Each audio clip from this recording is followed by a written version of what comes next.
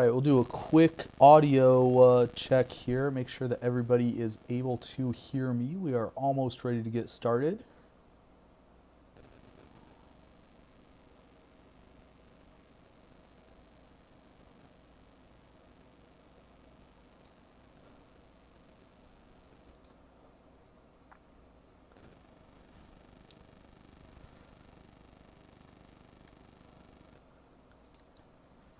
Hey everyone, how is all of you doing? This is Dave and I am here with a special presentation, and we are going to be doing some live chat tonight, and I hope everybody is having a good day so far.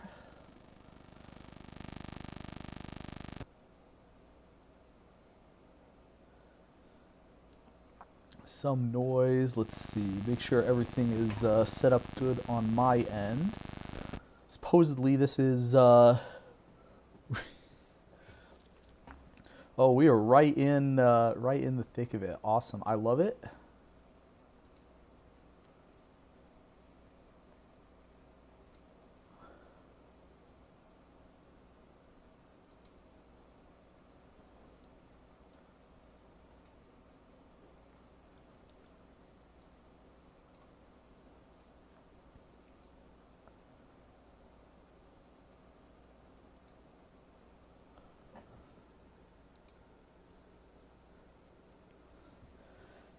Interesting. All right. Well, I will take a quick look at that and see if I can identify what the source of that might be.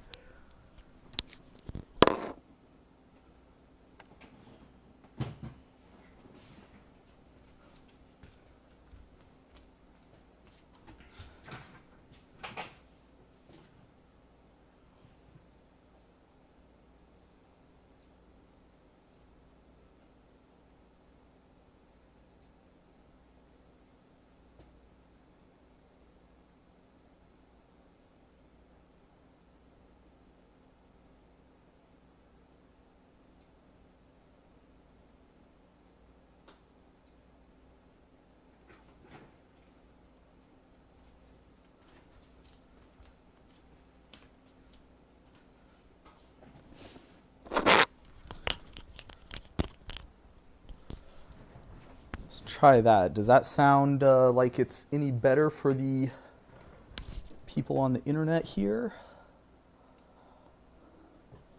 Buzzing is gone. The power behind the judge is the chair. All right. Yeah, all right. And that's so was potentially something that might come back. We'll be sure to keep an eye on the chat. So hey, thanks for everybody for coming out here today. I hope everybody is having a great day so far. I am here celebrating a special presentation for 25,000 subscribers, and as of most recent check, we're actually up to 25.1 thousand subscribers, so you know that's an exciting thing for me. For those of you who don't know, and this is something I did not know before I started doing content on YouTube, the way it works is your subscribers doesn't go up the normal, you know, like at a constant steady rate. What'll actually happen is you'll get like a big surge of subscribers, and then you'll plateau for a while, and then you'll get another big surge, and then you plateau.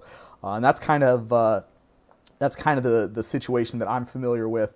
And so it's really cool to get past those milestones, but that's basically like how it works. Is like you'll get a big surge and another big surge and another big surge.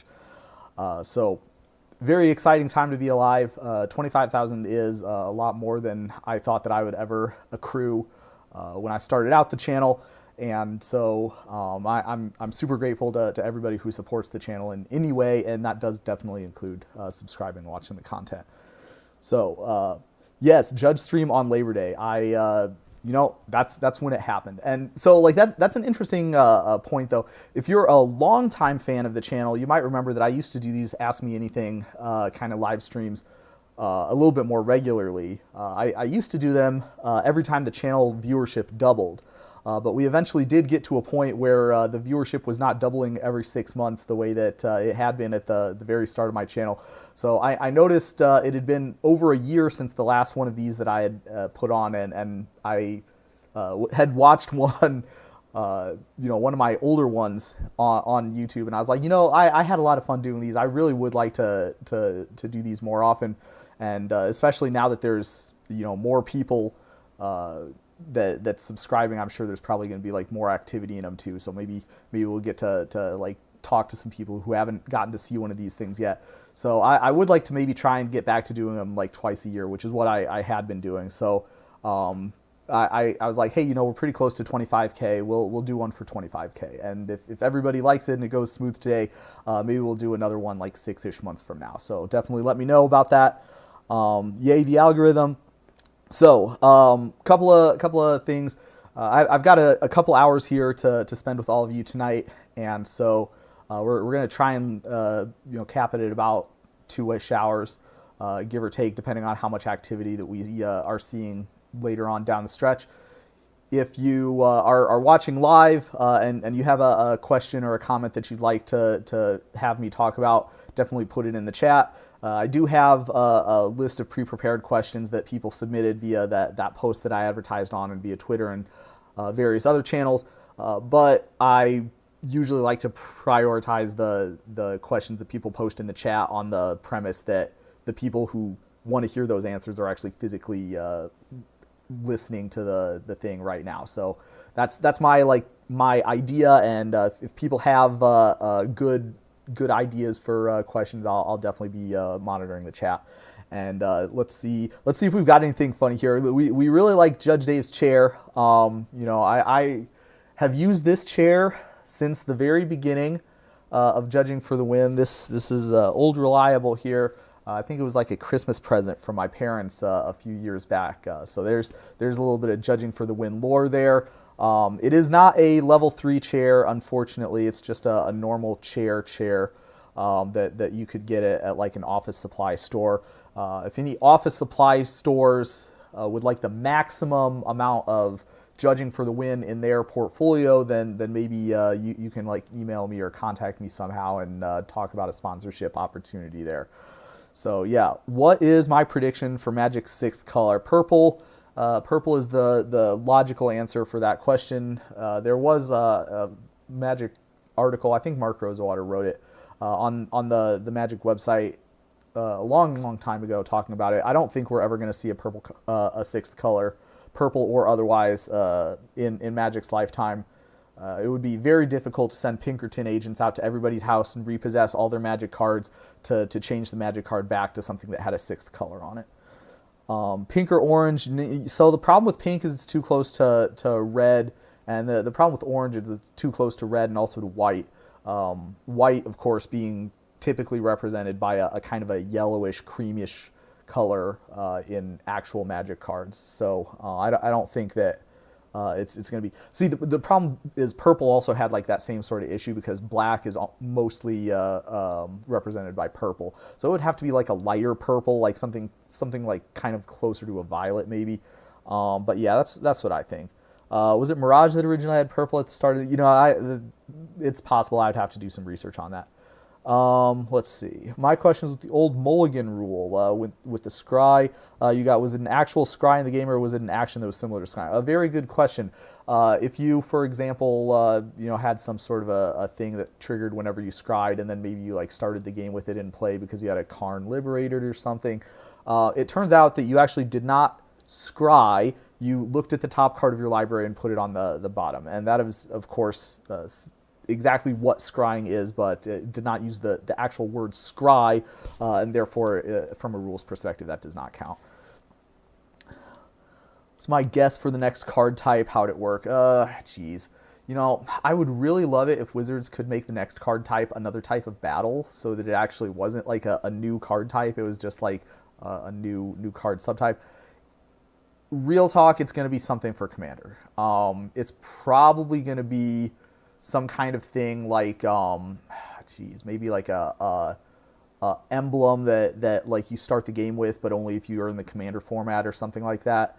That's my guess. Something along those lines. Will I be attending the Judge Foundry meeting in Minneapolis later this month? Goodness, no, not unless they have arrange a flight for me, because that is that is way too far for me to be interested in driving, and too much travel expense for the amount of benefit that I would get out of that. So let's see here. There are going to be like some probably rules and policy questions, and I understand that.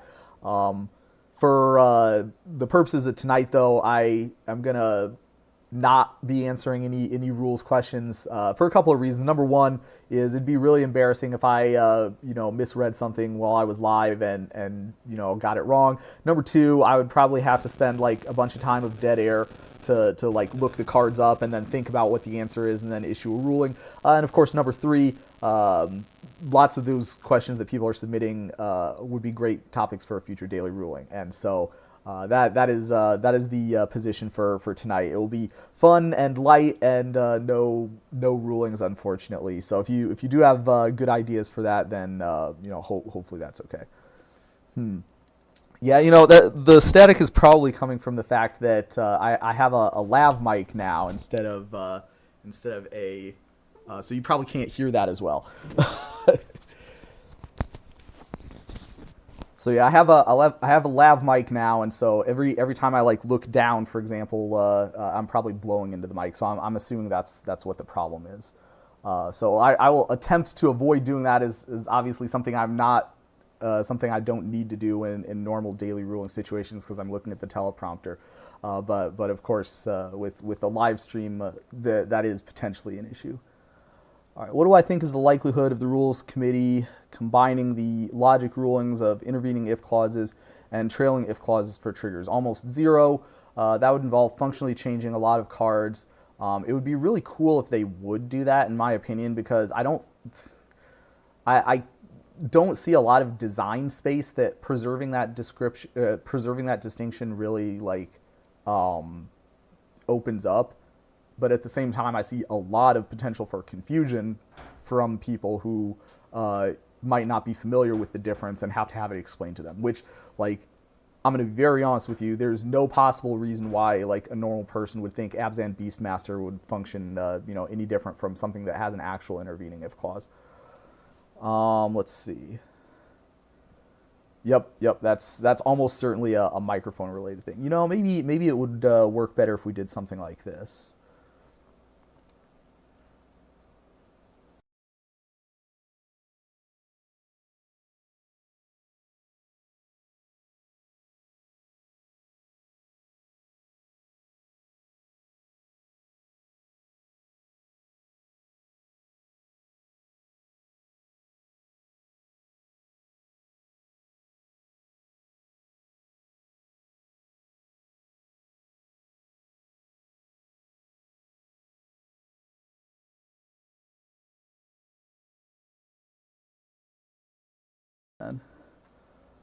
All right, maybe that'll help everybody out here.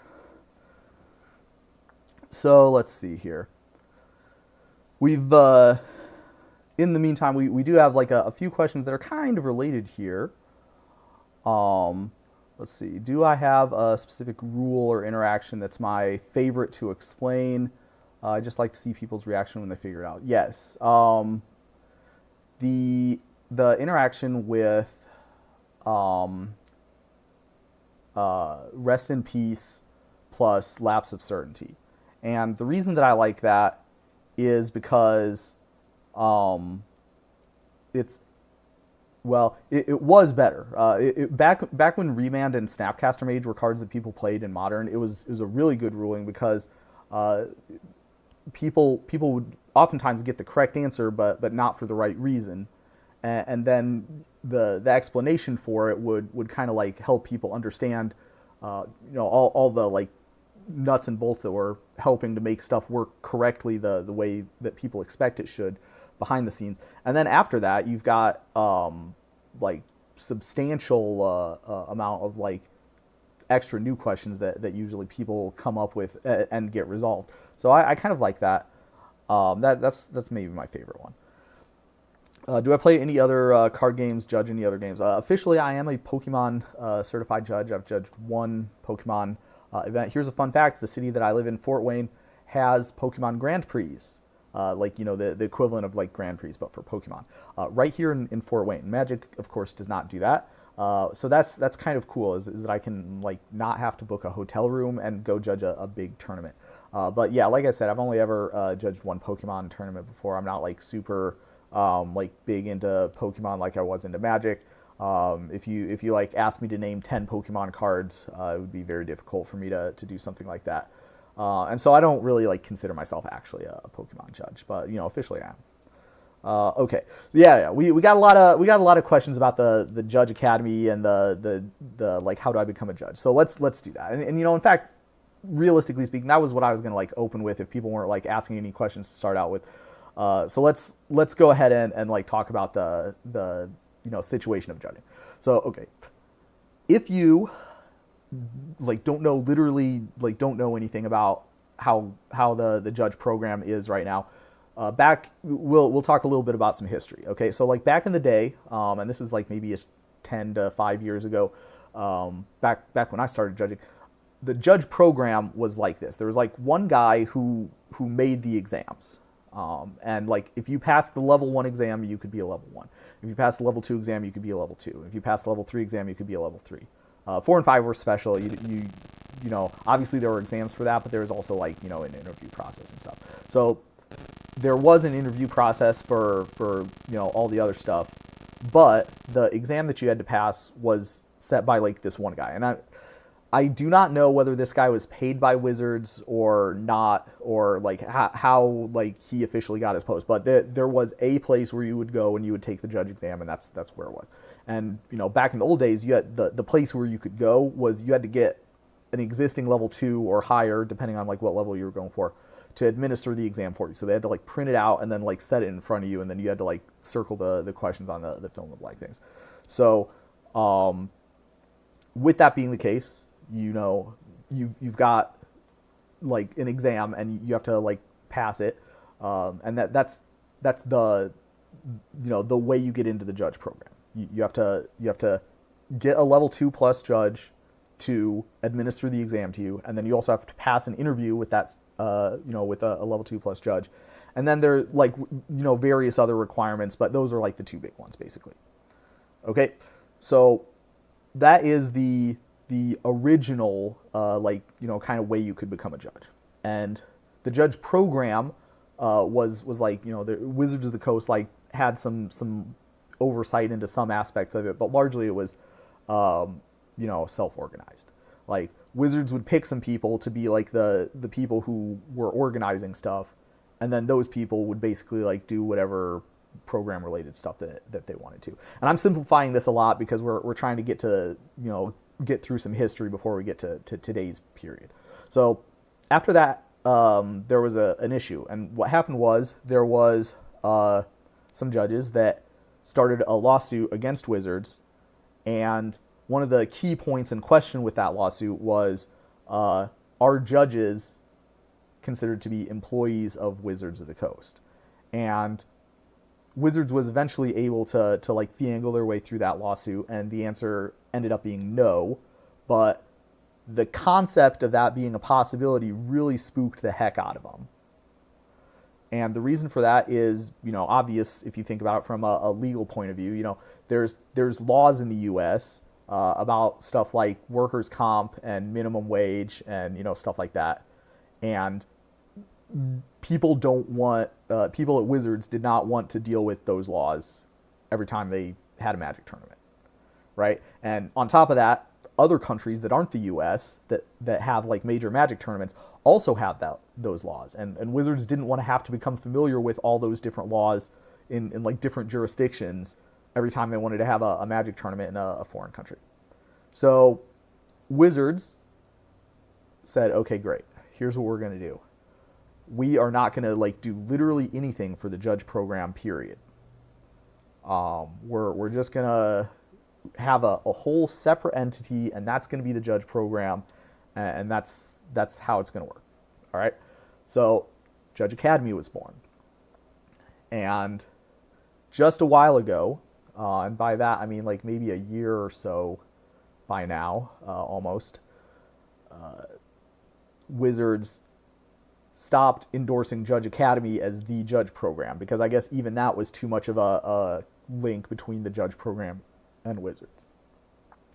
And so as part of that, they cut the support of making judge promos. And of course, with no judge promos, there really isn't, that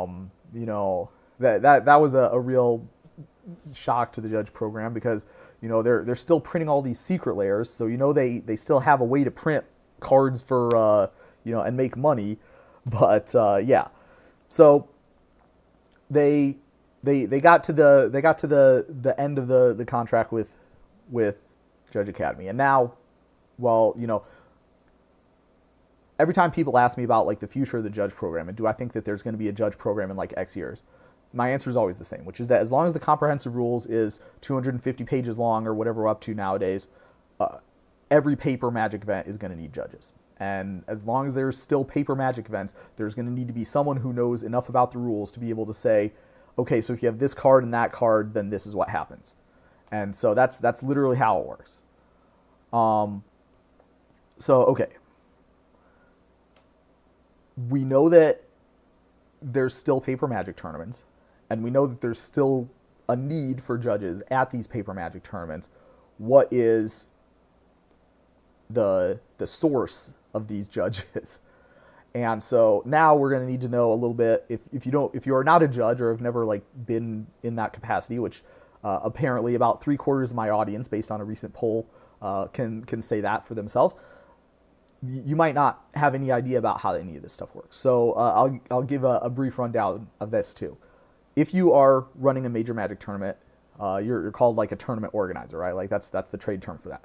So if you are a TO, then you are in charge of like all the logistical aspect, like booking a convention center, publicizing your event, collecting the entrance fee, deciding what the prize support is, and oh yeah, hiring judges.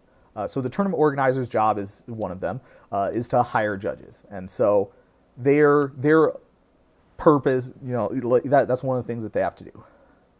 So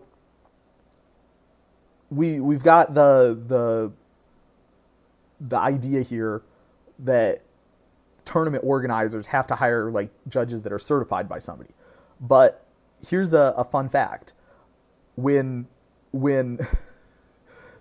Judge Academy went away, all the people who like the tournament organizers had hired as judges before in previous events, like it's not like they're like, minds got like mind wiped somehow and now they don't know how to be a judge anymore, right? Like the tournament organizers still know all those judges that they've worked with before, and they still know that they're like at least, capable enough to run an event that they, did 3 months ago.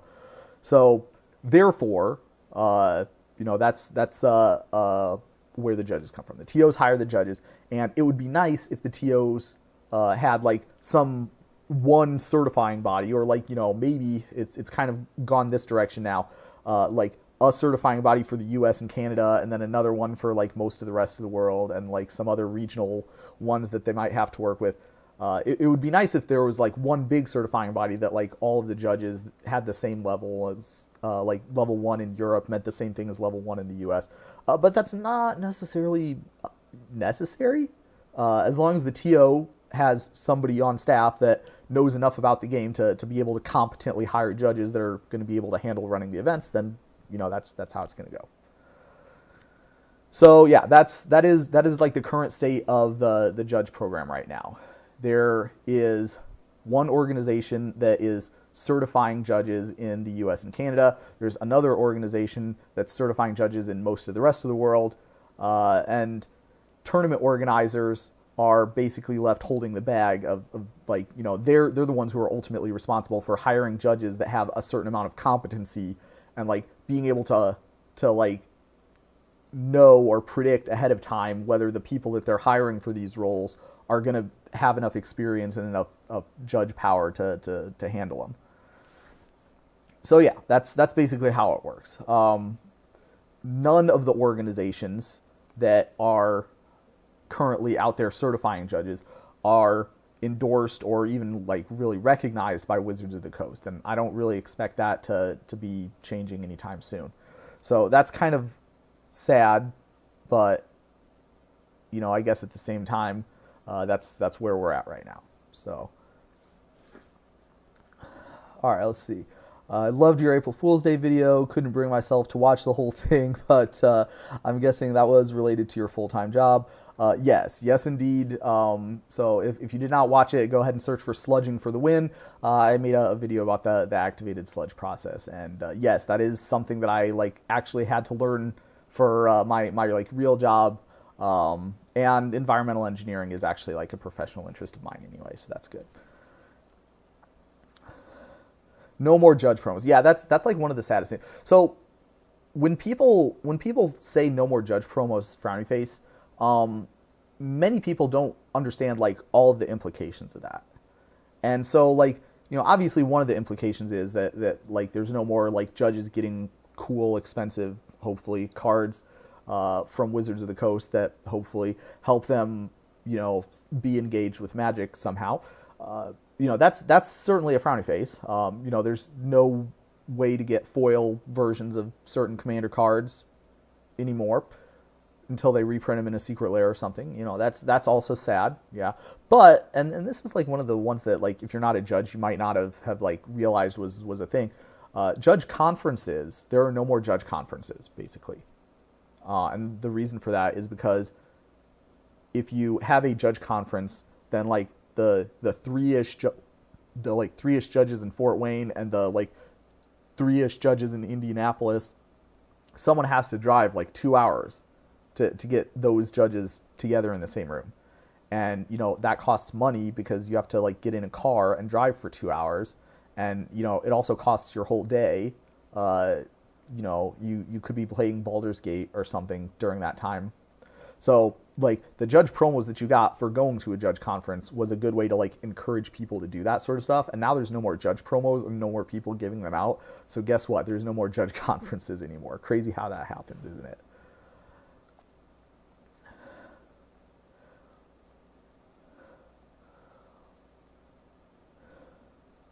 Maybe one day I'll do a AMA, but for judge questions. I really don't think that would work out very well without a bunch of weird prep work that I would have to do, some way to look up the cards on the fly and some way to look up, but if enough people are interested in it, I'll figure out a way to make it happen. Let's see. Judge conferences were cool to meet other judges. Yeah, absolutely. Without those, the quality of judging will fall off. And that's a very big concern, right?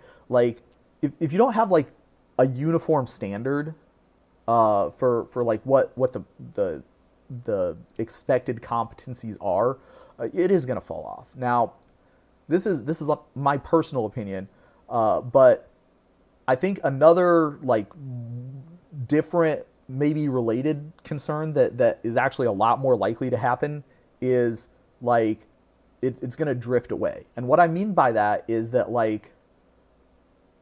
if there isn't a central organization that says all judges are supposed to be like this, then different people are going to value different skills.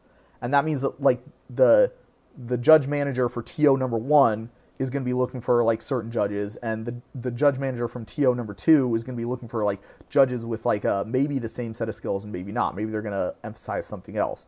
And a lot of the tournament organizers, for example, value being charismatic over having good rules and policy knowledge. And is that the direction that is going to lead to the best experience for the Magic players?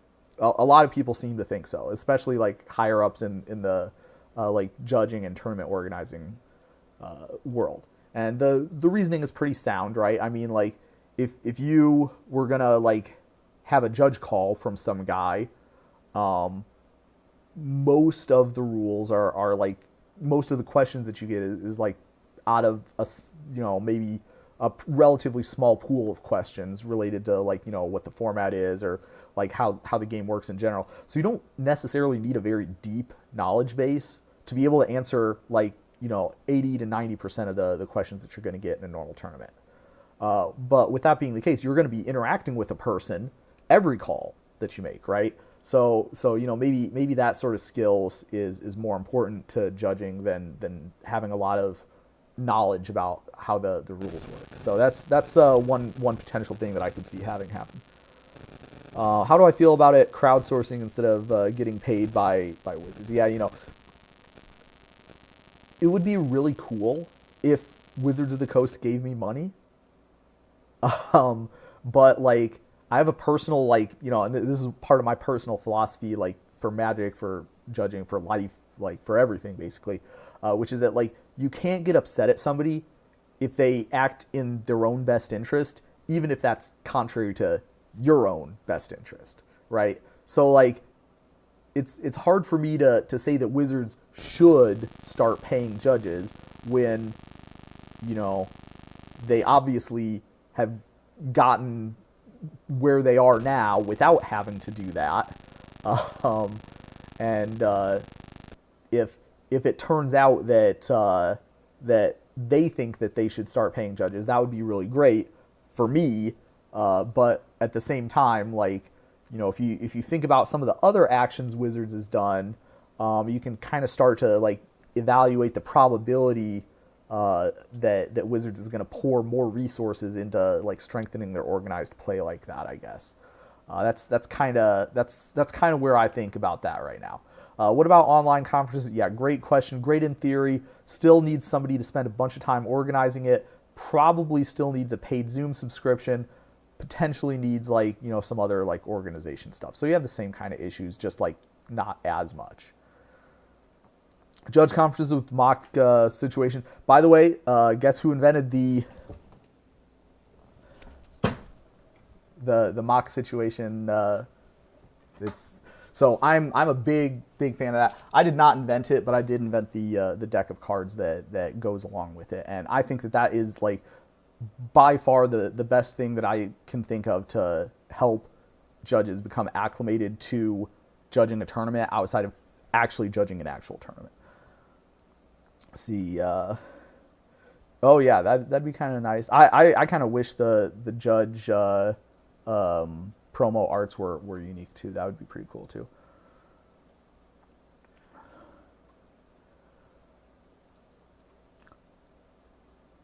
See, the coolest box that I've got behind me. Okay, so I actually do not have the coolest box that I own behind me. I actually do own a unopened box of Shadowmoor, which is supposedly worth $1,000. One time I was at like a Magic Con, right? And I saw that they were selling a box of Shadowmoor for like $1,000. And I was like I raised my eyebrow. I was like, there's no way that's right, is it? Because like most of the boxes are like a few hundred, right? And like I checked, and like I went online. It's like Lorwyn boxes aren't that much. Like no boxes like around that time frame is like that same amount. Like most of like the normal ones like that same age is like half that. So I asked the guys like, bro, and I forget what vendor it was, but it was a major vendor. I was like, bro, why is this box $1,000? And the guy's like, oh, it's just supply and demand. And I literally like I had to keep it under control because I almost lost it and I almost went off on this guy. Like, don't lie to my face, bro.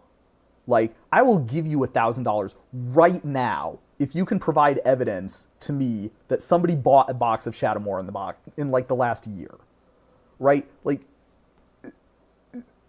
that number is like completely ridiculous. So yeah, that's the most expensive box that I own. Like, if somebody wants a box of Shadowmoor, make sure you email me. If someone wants a box of like anything, like this is like just what you see. Like, you don't understand. Like, how many boxes I have. Like, just right off camera, I have like a case and a half of like just boxes that like wouldn't fit on my like other shelf behind here. So that's a lot of the time when I judge, I'll like for PPTQs or like RCQ style events, I'll ask for my comp in booster boxes because I like the fact that it helps the stores pay me more, basically. Like, if my rate is here, they could pay me like this much cash and it costs them this much. Or they could pay me this much booster boxes and it actually costs them like this much. And like if I ever like really needed money, I could like sell some of these boxes and like probably make that much money, but like it's a pain in the butt. But yeah, if anybody needs booster boxes, ask your local judge because they probably have them and they probably have like a fair amount of them too, or they have like access to a bunch of them. Let's see here. If I could change any aspect of the layer system, what would I change? Never be a flawless system. Is there anything I can think of adding, removing, or moving around? Moving around, absolutely not. I think that the order that they're in is the correct order. It would be really, really cool if I could figure out a way to make like adding and removing abilities work more normally. I've like played around with it. I couldn't come up with anything reasonable. Like everything that I like tried to fix would break something else worse somewhere else. I love it when you ask rules questions at events. It's great to answer them for ourselves. Maybe you can do something like that on the channel. You ask the questions later and you check if that we were okay. I'm not sure, like, you know, how I do, like, doing it live at events makes a lot of sense, right? Because I can like be there with the person and I say like, hey, you know, here's the question, you know, what do you think the answer is? And then they answer it, and then I say, you know, right or wrong, and then I give them the booster pack, and that's great. You know, doing it like, you know, remote would be kind of tougher. You know, there might be a way to do it. See, I suppose it's strange to start paying volunteers. The judging might need a little bit of a push to volunteer. That's another thing. Like Magic judges who are like complaining about how much money we get don't know how good we have it, right? Like Pokemon judges do not make what Magic judges make. Okay, so that's an interesting question because like they get comped like less, but they get like better travel perks usually. So if you're like a Pokemon judge, apparently you can get like a free flight to Japan to judge at the Pokemon Japan, you know, whatever, you know, big tournament that they have going on there. So that's kind of cool. I'm not sure like how reasonable that is or like how accessible that is for like Joe Judge off the street to go from like, you know, level 0 to getting a free flight to Japan. It would be kind of cool if that were the case. I know Yu-Gi-Oh judges that I've talked to don't seem to be getting compensated as much as Magic judges do. And then, you know, you get like down in the tier list of, you know, popularity for card games and like, you know, you start getting like legitimate volunteers to get it at these events. So, you know, that's kind of like that. Yeah, is there any intention to bring back the live calls style video? So I would love to do it if it would happen, but there's no way it's going to happen probably. I've been racking my brain for the last like 2 years trying to figure out a way to make events like that happen outside of a judge conference. And, you know, it's tough. Like, you need some independent way for a bunch of interested people to be at like one spot. And that's like the real bottleneck. I would love if someone could come up with a way to do it.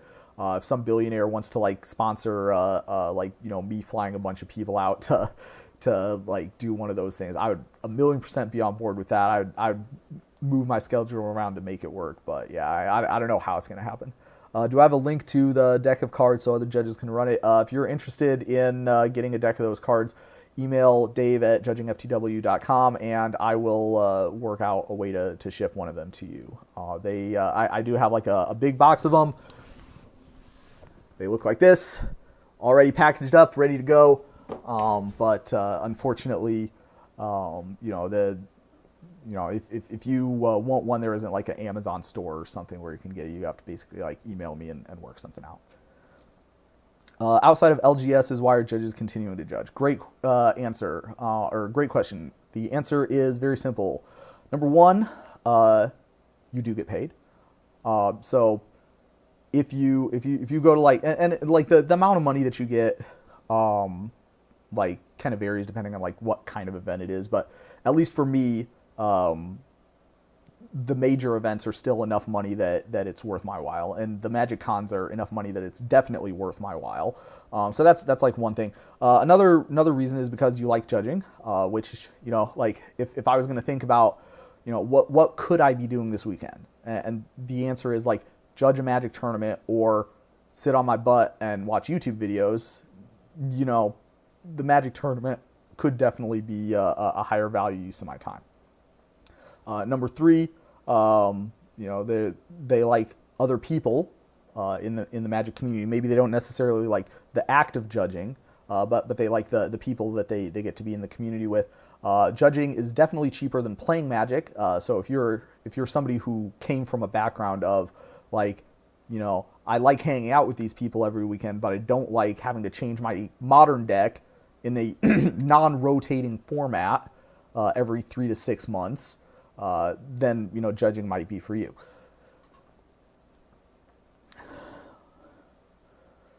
See, why does my camera angle feel so much better in this live stream than my videos? I have no idea. It is literally the exact same camera angle. What is the deck interaction in the Eternal formats that has the most judge calls, and why? Probably Serum Powder. In Vintage, Serum Powder is a played card.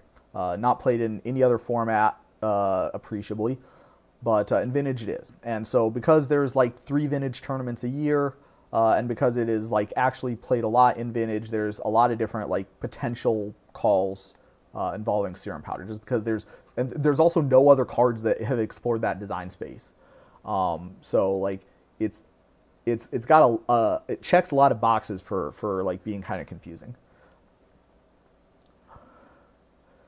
How tall am I? About 5'8". If you use the metric system, you're going to have to ask Google how much 5 foot 8 inches is, because I don't know how tall I am in centimeters. It's between 1 and 2 meters. Let's see, Shadowmoor booster pack sells for $35. The best non-foil card you can open is a Painter's Servant. Rip. Yeah, like, makes no sense to me. It's a good thing that I'm not in charge of setting these prices, because I would not be very good at it. Can I ballpark worth your while? Yeah, sure. If you want like an actual exact number, I think I'm making about $500 a day at Vegas. So that is for 3 days. You do not make that much money if you're only doing 1 or 2 days. I don't remember off the top of my head how much it was for the SCG, but if you look on their website, it actually says, publicly. Yeah, 173 centimeters. Yeah, I could believe that. That sounds about right. CDH free for all, because supporting tournament format will have a lot of problems with win trade inclusion. Do you think this is true? Yes, absolutely. Okay, this is one of the ones that I like do not understand whatsoever. Is like CEDH like in general, like literally like can somebody please like, and I'm being 100% serious here. Like, why is CDH a format? Like literally, why is it a format? What is better about playing CEDH than playing Legacy and Vintage? Like, if people could answer that question for me, I'd be really, like, because to me, it really does not seem, like, EDH, in my opinion, like, in my experience and, like, with me playing it, it literally does not make sense in, like, a competitive environment at all. Like, at all. The only way Commander makes sense as a format to me is if you're like playing kitchen table, basically. Like if you try and put competitive rel like stipulations onto it, that's like the opposite of what Commander is for, in like the way that I see it.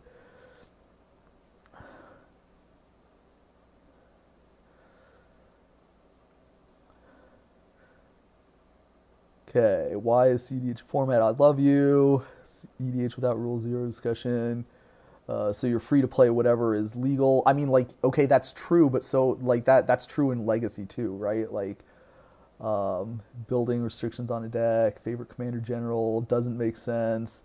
People really like EDH. They get to play competitive and try and make it. Yeah, see, to me, this is the answer, right? Like, people like EDH and they want to play competitive.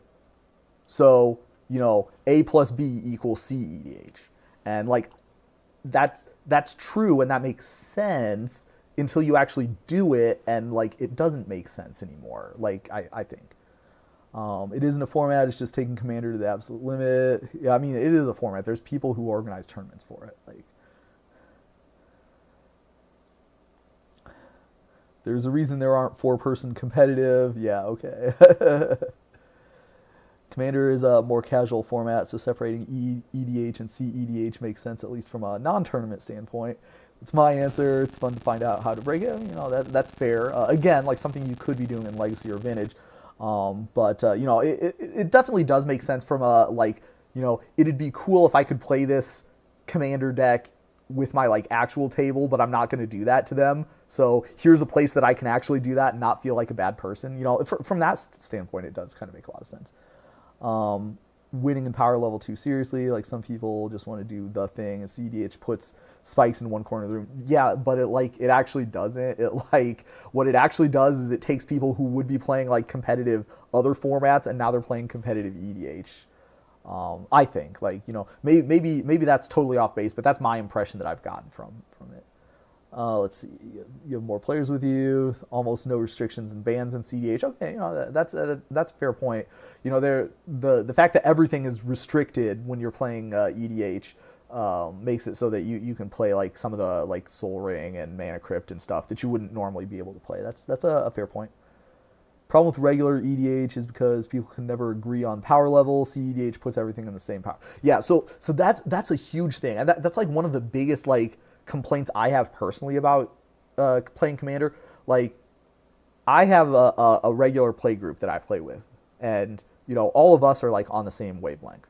Trying to play Commander with like random people means you have to have like that rule zero conversation. You have to have the like power level conversation every time, and like that's exactly what formats are for, people. Like, that's the reason why you could play like Standard or Pioneer or Legacy or Modern. Like that's what formats are. Just play those. But like, yeah, like EDH doesn't make sense hardly at all if you're playing with like 4 random people that you just met. It only makes sense if you're playing with your kitchen table pod where everybody like is independently like friends with each other and they want to play. They all like get it. Like, you can't have a social contract with random people that you just met and you're never going to see again. That's not what a social contract is. So let's see. Do I have pet cards for EDH? And yeah, I do. Guardian Project is one of my big pet cards. Omnath is one of my big pet cards. The 5 mana. Sorry, the 5 mana Omnath with the black Phyrexian. That's one of my favorite cards. I feel like there's one more. I have a soft spot for Galta and Maverin. That's another one that I really like. Dave, when are we getting the beard growing stream? Okay, here's a fun fact. I've literally never. This is the longest my facial hair. 1 week without shaving is like probably the longest I've ever gone without shaving. I have never tried to grow a beard. I might have a really great luscious beard that I'm hiding from everybody, but I like how I look clean shaven, and maybe if I ever get a girlfriend who's like, Dave, I want to see what you look like with a beard on, maybe then, but till then, this is what you got. Same thing with the glasses, by the way. I've never considered getting contact lenses. I've never considered getting laser eye surgery because I actually like how I look with glasses better. This is what it looks like without glasses for everyone who's curious. Be sure to screenshot this, take a picture, because I don't know, I think I look better with the glasses on. Everybody in the chat can say, yes or no on the glasses, but I like the way that I look now. I don't hate EDH. That's the thing. I actually really like EDH as a part of Magic. What I don't like is EDH getting morphed into all of Magic, and that in my opinion is a big problem. And Wizards of the Coast doesn't see it that way clearly, but if you're worried about the long-term health of Magic as a game, I really think that's the biggest existential threat is Magic jumping the shark because they make everything about EDH. And they try and shoehorn a bunch of people who don't actually want to play EDH into trying to play EDH. Favorite Magic artist, John Avon. So here's my John Avon story. Once upon a time, little kid Dave, right in high school, I believe, went to a Grand Prix, and it was in Indianapolis, and it was the first time John Avon went to the United States, I think ever. I think just period. That was the first time he'd ever been in the U.S. The line to get him to sign stuff was absolutely out the door. Maybe that's a little bit of a hyperbole, but not much, because he had a giant line, and I remember his handler had to keep telling him, had to keep reminding him to actually sign physically sign the cards to keep the line moving, because he kept on he's such a wonderful person.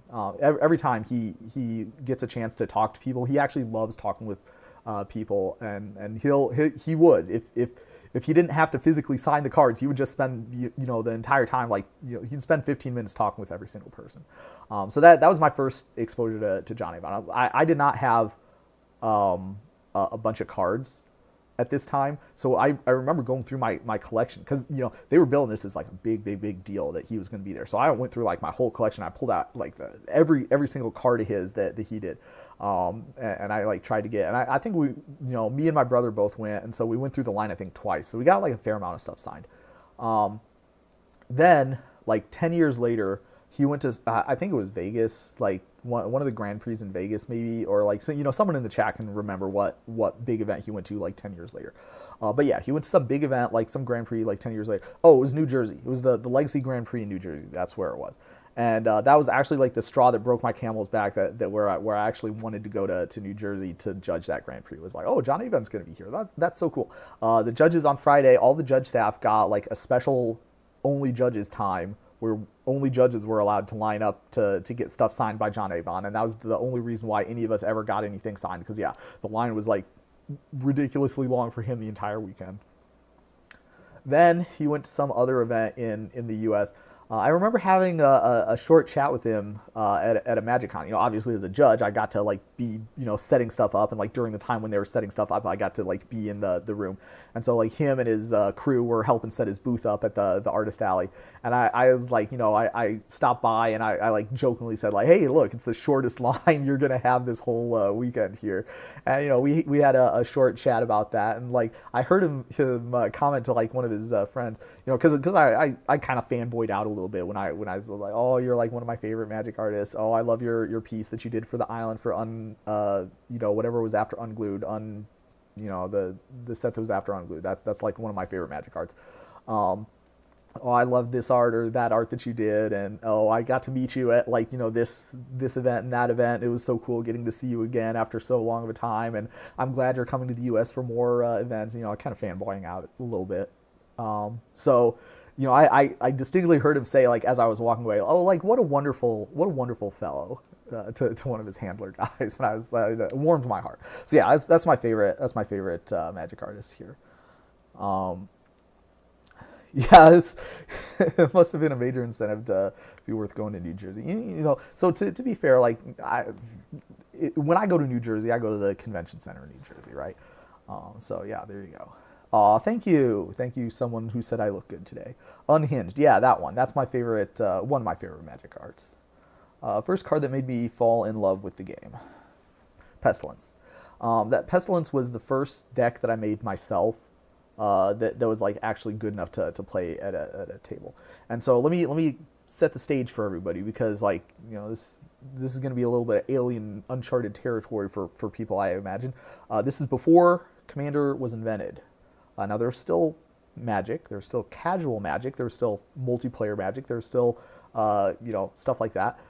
So what that looked like was me and like half a dozen other people playing in the back room of a putt-putt. And there like I said, there's no EDH, so it was literally just a like 6 or 7 player free-for-all game, where all of us were at, sitting at the table playing a 60 card deck, 4 of rule, just like normal like Magic deck construction rules. And yeah, the Pestilence deck was the first deck that I made in the casual format, that casual format that actually did well. And I remember there was one time where like one of the players was like, like didn't like my deck so much that they actually like took a bite out of one of my Pestilence, like actually physically bit the cardboard. It was like kind of a funny thing. We all laughed about it. Let's see, most common rules interaction that I see that isn't mistriggers. It really depends on the format.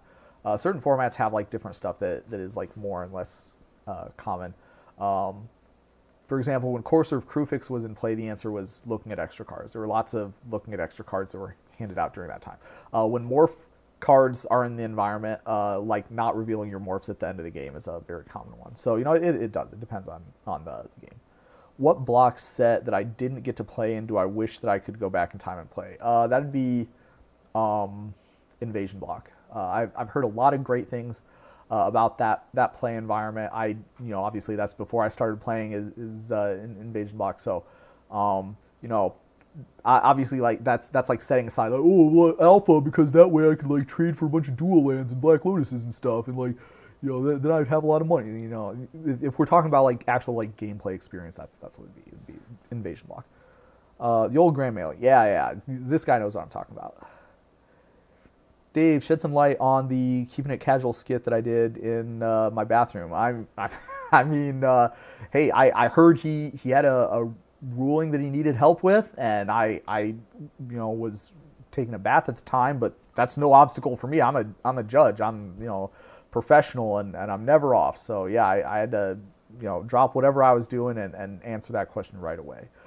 So like serious answer to that. I'm a fan of his content. I reached out and asked if he was interested in a collab, because we happened to meet each other like in a restaurant at Vegas, like the most recent MagicCon Vegas. So yeah, like we happened to see each other at the same restaurant, and like he recognized me and I recognized him, and we like started talking, and like we're like, oh yeah, we should do a collab sometime. And so like we started messaging back and forth, and that's what it was. They didn't eat my card, they just bit down on the cardboard. How do I get into judging now that Judge Academy is no longer contracted? Yeah. Has anyone asked me to sign a card yet? Yes, happens all the time. Like I wouldn't say like most events that I go to, somebody asks me to sign a card for them. And it's kind of funny. Like you get like the blood moons and the rules lawyers and the dress downs and like the obvious stuff that you would probably expect. Henzi Tor is my favorite because that card will always have like a special part in my heart where like I personally got the rules of Magic changed because of Henzi Tor, and that is like something that was my goal for like years and years and years. So that card is like a special one. So when people ask me to sign that, I like that. And then now that I have the tokens, the Magic tokens, those are one of the things that like now people really like to get stuff signed. And if you're going to Vegas, be sure you find me and get your Judging for the Win official tokens. Yeah, Pan-Glacial Worm, another solid one. When did I start playing Darksteel? Traditional fan formats, like I say, every format has its place. Like literally the best Magic is when you're playing Magic with your friends. And like if you and your friends have like some kind of fun, wacky, cool, interesting, offbeat, whatever format that you like to play, that's the best way to play, period. Bath or shower, I do not know the last time I like took a bath. It would have been a long time ago. I take a shower. Actually, in my master bedroom does not have a bath. It has just a standing shower. Am I answering rules questions now or later? Later. If you put rules questions in, I might answer them in a future daily ruling. But this is meant to be like more of a lighter, fun atmosphere without me like having to read into the comprehensive rules. If you've been asked this, how much Magic do I typically play nowadays? Now, this is really sad. This is kind of a sad story. Once upon a time, I played FNM every week. And I do mean like every week. It wasn't like a religious, you have to be there kind of a deal. But it was like, if I didn't have stuff going on Friday night, which, okay, kind of embarrassing, but like that was most Friday nights, then I would be going to FNM. And Modern was the format that I played. I said before that Darksteel was the format that I started playing Magic in, right? So like, if you think about that, that's like right about when Modern started. So like, basically almost all the sets that are in Modern are sets that I was playing during, right? So I played Modern from when they started it to, for a long, long time. Then they printed the most power crept set in Magic history, Modern Horizons 2, and they single-handedly invalidated every single Modern deck and replace them with a new slate of new decks that were based around cards from Modern Horizons 2. And I like sold some of my excess Judge promos and bought back into the format after all, because I do. I like playing Magic. I like playing. I like having, I think that's fun. And so yeah, I bought back into the format by like selling some of my excess Judge promos. Then A few months later, they printed the Lord of the Rings set, where they yet again did the exact same thing. They invalidated all the decks, and now I need to buy 4 Orcish Bowmasters or 4 One Rings to be able to play the format. And at that point, I tapped out. I was like, okay, you know what? I see what's happening here, and that's, you know, good on you if you want to do that. And so now the only Magic I play is Proxies Legal with my Commander friends. That's it. And so yeah, Mark Rosewater, if you're watching this, that's my story, and I guarantee it's not unique. So yeah, there you go. That's how much Magic that I play nowadays. Oh, you played during the invasion time, and it was amazing. Yeah, I really, and you know, another one I think would be cool would be Ravnica Block. Now, I was playing back then, but I wasn't like as mature of a Magic player as I am now. I think I would have a lot more fun playing Ravnica Block nowadays. Are you a gamer? Yes. So if I'm not playing Magic, what do I do? League of Legends. So yeah. Get the. Think about how toxic I am as a content creator, and like, you know, I save it all for when I'm playing League of Legends. So yeah, if anyone wants to duo queue with me, that's fine. I'm like high silver, low gold kind of player, bot laner, main, sometimes flex into top. But yeah, that's what I actually do. Also play some Pokemon. Also play a lot of you know, like other types of games, like D&D. I play D&D from every couple weeks. What franchise would I want to see on a Universes Beyond N/A? I would like to see a Magic set that was based on a original Magic idea, not based on some other idea that is shoehorned into the Magic universe. Few Years Old Extended. I'd like to see future daily rulings about Volrath's Shapeshifter. Oh yeah, that's a good one. Will we be getting the Judging for the Wind Secret Lair that includes Blood Moon, Urza's Saga, Panglacial Worm, and Selvala? How much is Blood Moon worth? I don't know if it would be possible to put that in the same set as a Urza's Saga. I think you might have to change that to be like a Henzi Tor or something. Have I ever been conflicted about a ruling that I need to get? Yeah, sure. Definitely happens. It's never fun. Deck problems is like the most common one, especially back when that was a game loss. It was almost always you were giving it out for an honest mistake, but like that's the rules. It's a game loss. Pet favorite cards, yeah. Besides Henzi Tor, you got Blood Moon. Blood Moon is not one of my favorite cards as a Magic card. It's one of my favorite for like answering rules questions about.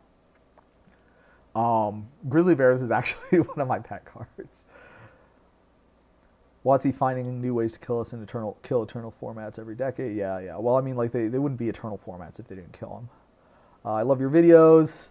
Hope I enjoy doing them. Really enjoy the content. I do not enjoy making videos, but I do enjoy having other people that enjoy the content. So if you want to make sure that I keep making videos, make sure you keep enjoying the content, because yeah, that is a fact. Like you know, lots of times, it happens all the time that I'm like, oh man, I'm really not feeling making a video today. So lazy, you know, maybe I got a headache, oh I'm sick, you know, whatever. I'm not feeling it. I'd rather watch YouTube videos. I'd rather play League of Legends, you know, do whatever. But the reason that I've gone like 4 years or whatever without missing a scheduled update is because like I know that there's people out there who value the work that I'm doing, and knowing that people value the work that you're doing makes it easier to do the work. That's for sure. Other TCGs have I played, even just want to try it out. Like TCGs in general, I'm kind of sour on, especially like with the way Magic is going nowadays, where it's like, you know, it's pay to win basically. Like, you know, if there was a you know, like GOAT format Yu-Gi-Oh maybe would be something, or like 93, 94, something where I could buy into it one time, once, and not have to like, you know, have a subscription to play my favorite game, right? Like that's what I want. I want to not have to pay every month to keep playing the same game.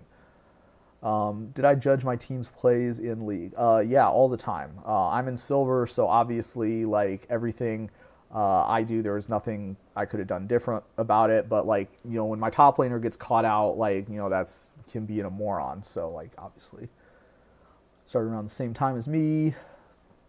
Yeah. The draft would be really fun. Do I need an invite to Deadlock? If so, I get you. I'm not sure what that's referring to. My lawyer? No, I'm an engineer. Do I play Commander? Yes. I play every month. Favorite Commander, Omnath, or maybe Panzala. I see the crazy card trick in Pokemon Worlds. That player was so bold, you hate to see it. No, I did not see it. I don't really follow any of the other card games. What was the ruling that changed because of Henzi? If you look at the video titled Do Henzi Tour and Sarah Paragon Work, it talks about it in a lot of detail there. Are those set boxes behind you open? No. All of them is sealed. And that is every set box from every standard set, now that they aren't making set boxes anymore. Most wholesome ruling moment. Okay, this is a great story. I've told this story before, but it's been a while, so probably a lot of people haven't heard it. Once upon a time, Judge Dave was judging at some Magic tournament. It was like, if you imagine like maybe like a 100 to 150 player Comprel event, right? So small SCG, NRG type of event for those of you who have played in those. That's kind of where we're at. I see some player and he's got a Colony Garden and he plays the Colony Garden and then he gets a card from his sideboard and he puts it on the battlefield face down. And I'm like, oh no. Like, obviously if you're a judge, you hate seeing stuff like that because like, you know what's going to happen. Someone's going to like destroy the token. He's going to put it in his real graveyard, not back into his sideboard.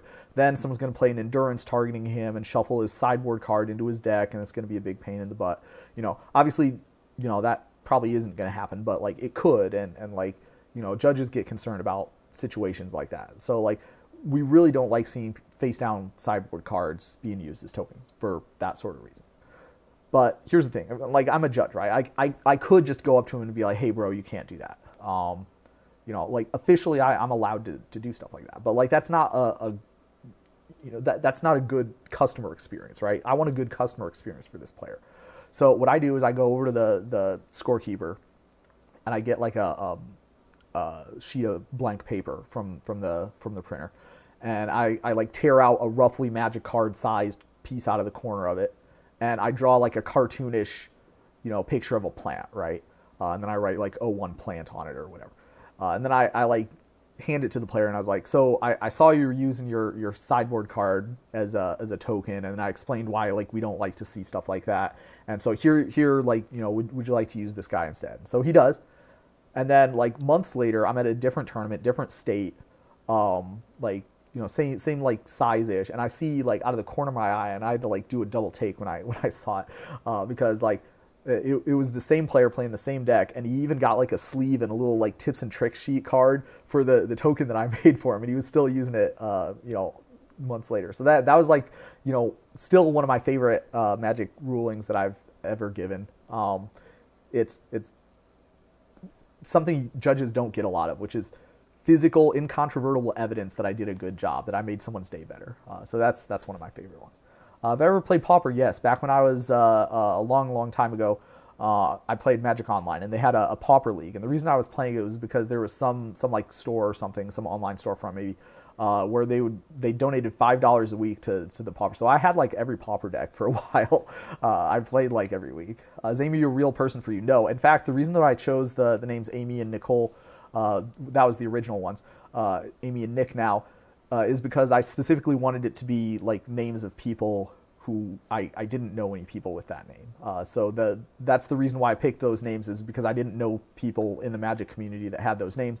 And that was important to me because like they might be cheating in some of the questions, they might be doing shady stuff, they might be making illogical plays. And I didn't want like real people thinking that I was talking about them when they were doing stuff or picking on them like that.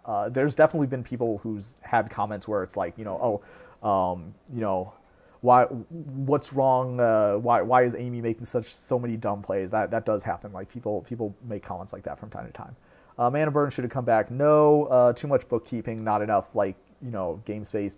If there were like, if it came up more often, then I could maybe see it happening.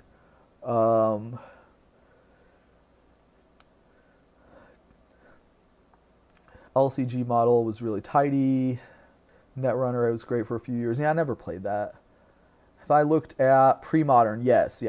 if I was a billionaire, I promise you guys, like, click the subscribe button and the donate button, or whatever, if you agree with this. But like, if I ever become like viral enough to like quit my day job and like have big piles of money that I could throw around, that's one of the first things that I would do. Is I would start a tournament series that was modern, but every card that was never printed in standard was banned.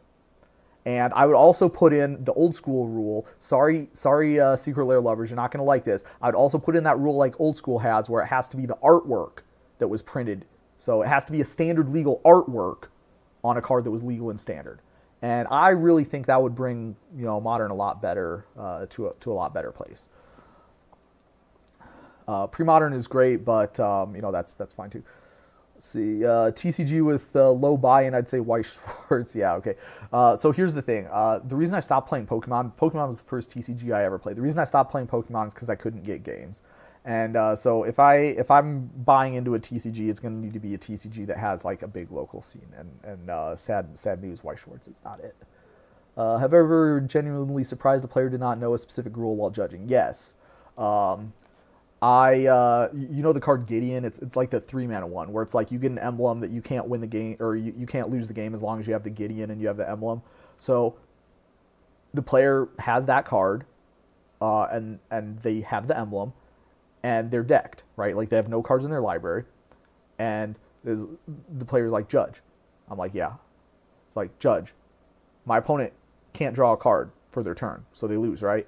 And I was like, well, no, because they have Gideon and they have the emblem, and as you can see on the card, it says as long as they control a Gideon Planeswalker, they can't lose the game. So therefore, they don't lose the game. And the player actually appealed this ruling, and so like I went to the head judge, and like I told the head judge what happened, and he's like, "Dave, are you trolling me?" And I was like, "No, that's actually what happened." And he's like, "Well, what did you rule?" And I was like, "I ruled that because he had the Gideon and the Gideon emblem, this player could not lose the game." And the head judge is like, "That's right. Well, I'll try and go explain that to him." And like, based on the like body language and the way the player was talking, it really did seem like the player didn't believe that was the correct ruling. It wasn't one of those situations where like salty player is like trying any last ditch effort to not lose the game. No, it really seemed like the player like actually didn't believe that this ruling was correct, but it was. But yeah, that's and I have no idea like why the player thought that. Yeah, love the story, so wholesome. Thank you. What are my feelings about test cards, mystery boosters, and unsets? As long as they don't make their way into tournament Magic, absolutely great idea. Absolutely, like the unknown events with Gavin Verhey has been like some of the most fun events that I've witnessed as a judge. Like people having a blast at those events. So I really am all in favor of that, as long as they keep it to the proper context, which is not a serious high stakes tournament. Let's see. Now we have Amy the Amazonian. Yeah, that's true. My like use of Amy in those does predate Amy the Amazonian being a content creator. If you go back before I started making daily rulings, there was actually like a 5-year period where I had a blog, and even back then the names on the blog was Amy and Nicole. How I made my day better each day when I see you all. Oh, thanks so much. And like honestly, guys, like everybody out in the chat, like every time I hear a statement like that or read one, it really does. It brightens my day so much, and it like fills me with so much joy. So yes, thank you so much for that kind comment. How many individual cards do I own? Tens of thousands, maybe even hundreds of thousands. To give you like a estimate, I've been playing like since Mirrodin. I probably have like a playset of every common and uncommon, averaged out. Like I don't have like 4 of every single one, but I have like 0 of one and 8 of a different one, right? So like lots and lots and lots of Magic cards, and that's not even counting like the 100+ sealed boxes that I own. So yeah, maybe not mana burn, but I think WotC should treasure burn its rule. Interesting idea. Commander reprint with OG art is fine. Yes, but like cringy Secret Lair art that doesn't look anything like a Magic card is not fine. Wonder if any other big MTG content creators would be interested in helping bring that modern tournament format to life. Hey, you know what? If you are someone who has a lot of money or influence or whatever, and you would like to make that happen, or like make a pre-modern tournament, like it doesn't have to be Judge Dave's like fantasy format. It could be like a format people are actually like seriously thinking about. I'm on the record. I will volunteer, and I do mean like volunteer. I will fly out to your tournament at no expense or at my own expense, and I will judge your tournament, or I will be the judge manager for your tournament. And I will volunteer to make it happen in whatever capacity you need me to help with. Coverage, I can help with coverage. I do a lot of Pro AV is one of my other like hobbies. So there you go. See here, One Piece local scene is crazy. Maybe if I move, I'll have to reevaluate, but like, yeah, not for me. Do I play any constructed formats or just judge? It used to be that I played modern, but not as much. It used to be Legacy, back when Legacy was a format. Legacy stopped being a format a long time ago, though. In my opinion, Legacy stopped being a format when SCG stopped having cash prizes at their Legacy Opens, and they had Chuck E. Cheese tickets. No offense, SCG, but like, I'm a Legacy player. I don't need booster packs. I don't need $1,000 worth of sleeves. I need money. So when you stopped being able to play Legacy for money, that's when it stopped being a format, in my opinion. Have you ever heard of the shared deck format of Dan? Yeah, Dan I've heard of. I've never played it before, but I've heard a lot of good things about it. Rules aren't my favorite part of Magic, and I made it incredibly easy to understand some interactions, so I really appreciate it. Oh, thanks so much. Which player in a 4-player game is the player to your right? I don't think I understand the question. Oh, it's because it's not like rigorously defined anywhere in the comprehensive rules what right and left are. Yeah, it means what it means. Like, if I don't think anybody in the history of Magic has ever had like a serious issue of like, okay, so if I were going to like use my right hand, which player is the closest to my right hand going around the table, and which one's the closest to my left? Like, the only people who like have a problem understanding that are like griefing. If someone has like an actual like problem understanding that, then there might be an actual like rule change that like specifically defines that, but probably not gonna happen. What's the best that I've ever done in a comp tournament? I got top 16 in SCG, so that was good for $100. It's my favorite archetype to play, aggro control combo. So like I say control mostly, but like my favorite deck of all time is Splinter Twin, which is of course a combo deck. And the reason that I liked Splinter Twin specifically was because it wasn't an all-in combo deck. Like if they had a Torpor Orb or a Spellskite or whatever hate card that they had, and the combo avenue was not going to happen, like you still had a game plan, and it was still a solid game plan. It wasn't like OG, if a bunch of stuff goes right, then maybe I can squeeze one out. Like it was like you actually could win the game if you weren't comboing out, and that's one of the reasons that I like that. That's my favorite deck. If I can add another one of these comments, I love your content and have been using my grand knowledge to help answer questions about. Aw, thanks so much. Need to go to bed. Your content is fantastic. Have a great stream. Thank you. Thanks for coming out. Have I tried Judge Tower? Yes, I have a video of me playing Judge Tower with 3 of the other judges in my area. You can look it up. You can also see Judge Dave is a savage cheater, which is a video that I made about an interaction that came up in that game of Judge Tower that caused me to break a rule that I did not even know existed at the time, which was a very fun, enjoyable experience. One of the things that I was thinking about doing when I went to Amsterdam, or like some of the other like public Magic Con exposure that I've had, was I was going to play like a game of Judge Tower with like people from the audience. Unfortunately, the logistics with that is kind of difficult, so it ended up just being more me filming rulings with friends, which I like that too. Sell the Chuck E. Cheese tickets, lol. Yeah. Would I fly out to that event even if it's in New Jersey? I've flown to New Jersey before. I've done it like 2 or 3 times, so yeah, for sure. I actually know someone in New Jersey, so I could probably get like a deal on the hotel by staying with him then. Do the old legendary creatures without the crown introduced in Dominaria look better or worse to you? To me, that's a push. I remember back in Rodin, people were making a big deal about how like ugly the 8th edition card frame was, but then people, cottoned on to the fact that it actually did look kind of nice and it solved some problems. I kind of don't like I kind of don't like the future sight frames like they're doing with the new mystery booster things. I kind of don't like that, even though it does have the nostalgia value for me. Will I publish the Judge Tower list? No, because that would be a pain in the butt, and I've already sorted all the cards. You can go through that video and like write down all the card names, though. That's most of them. You should be able to see almost all of them. Literally, what I did is I just grabbed like 5 bulk rares of each color out of my box. So that's literally, I didn't like try and curate it or anything. So it's not like a good Judge Tower list, I don't think. Should the One Ring be banned? Yes.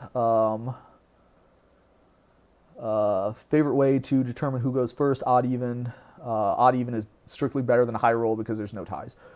I'd like to see the Splinter Twin back. Yeah, me too. We all do, I think. Pour one out. F in the chat for Splinter Twin. Hey chat, did he say if this stream was going to be saved or not? Yes, it will be. I think the turn order direction in multiplayer should be randomized. That way I don't always have to play after the blue player. Oh man, yeah, that is kind of sad. Do I have a favorite creature type? Human, probably. Yeah, I'm kind of boring. I'm sorry. Should WotC bring back banding? If yes, should they also bring back bands with?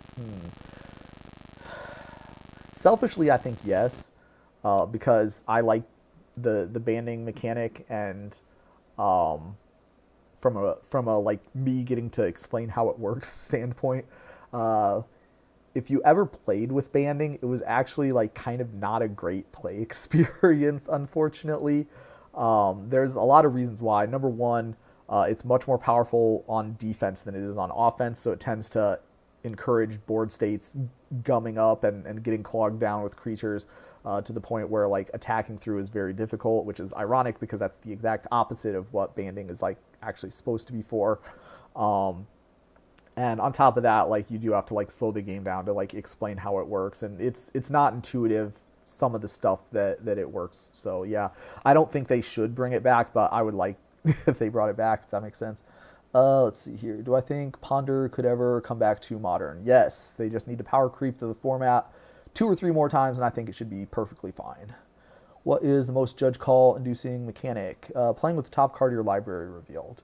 It's not necessarily like a keyworded mechanic, but it is a mechanic that usually does lead to a lot of judge calls in terms of like, oh, I grabbed 2 cards and accidentally flipped over the second one, or oh, I flipped over the top card even after they disenchanted it, or oh, I played it and then I forgot to flip over the top card, so now my opponent doesn't know what card I drew this turn even though I'm supposed to show it to them. There's a lot of stuff like that can happen. Do I enjoy playing board games? Any specific one that comes to mind? When I was in high school, I was semi-competitive Scrabble player. Like I actually memorized word lists and everything. I'm not a big like fan of like the Catan Ticket to Ride type of board games. I have some friends, obviously being a Magic player, I have some friends who are like really big into that sort of stuff. And they've tried to get me into it. Never really be. The problem with me is that like I don't like spending like the first half hour of our like limited social time that we as adults get to spend together, like figuring out what the rules are, and then like the next half hour or like the whole first game that I play probably like playing as though I don't know what I'm supposed to be doing. So that's the thing. If I could get like a whole group together that would like commit to like playing the same game every week for a while, maybe I would try it. But yeah. Just want you to know your mock tournament videos are my first spark for getting into this work. Thanks, Judge. Aw, thanks so much. The retro colorless border that came up in actually, yeah, it's fine. I wouldn't say like odd even is where you roll a die and then the other person guesses odd or even, and then if they're right, then they get to go first. Future sight frames are funky. Yeah, and that's the thing. Like if you like offbeat, unique, different looking stuff, then the future sight frames are probably right up your alley. But I am the sort of person that likes all my Magic cards to look the same. Should Magic be played best of 3 or change to a different, like 4 games with each player starting twice? The tournament rounds already take kind of a long time as it is. I don't think it would make a lot of sense to change it from best of 3. Such an awesome, it was solid for white days, yeah, for sure. If you play Chandelar is a great place to learn all about banding. Also, Momorvig Basic. I got a lot of card advantage off of hitting banding cards with Momorvig Basic and knowing how that game works. If I walked by a table and both players agreed odd even, but asked you to pick the number, would you do that or just ask them to roll? It depends on like if I was doing something else at the time. Probably I would just tell them to roll, but like, if there was nothing else going on, I would just help them out, no problem. Banding is an answer to trample. Yes, indeed. That'd be kind of interesting if there's like some way that you could have a keyword that like blocks trample and like trample doesn't work. I don't think trample is widely distributed enough for that to really be a thing that Magic needs, so to speak. Most interesting interaction I've seen related to face down stuff in MTG.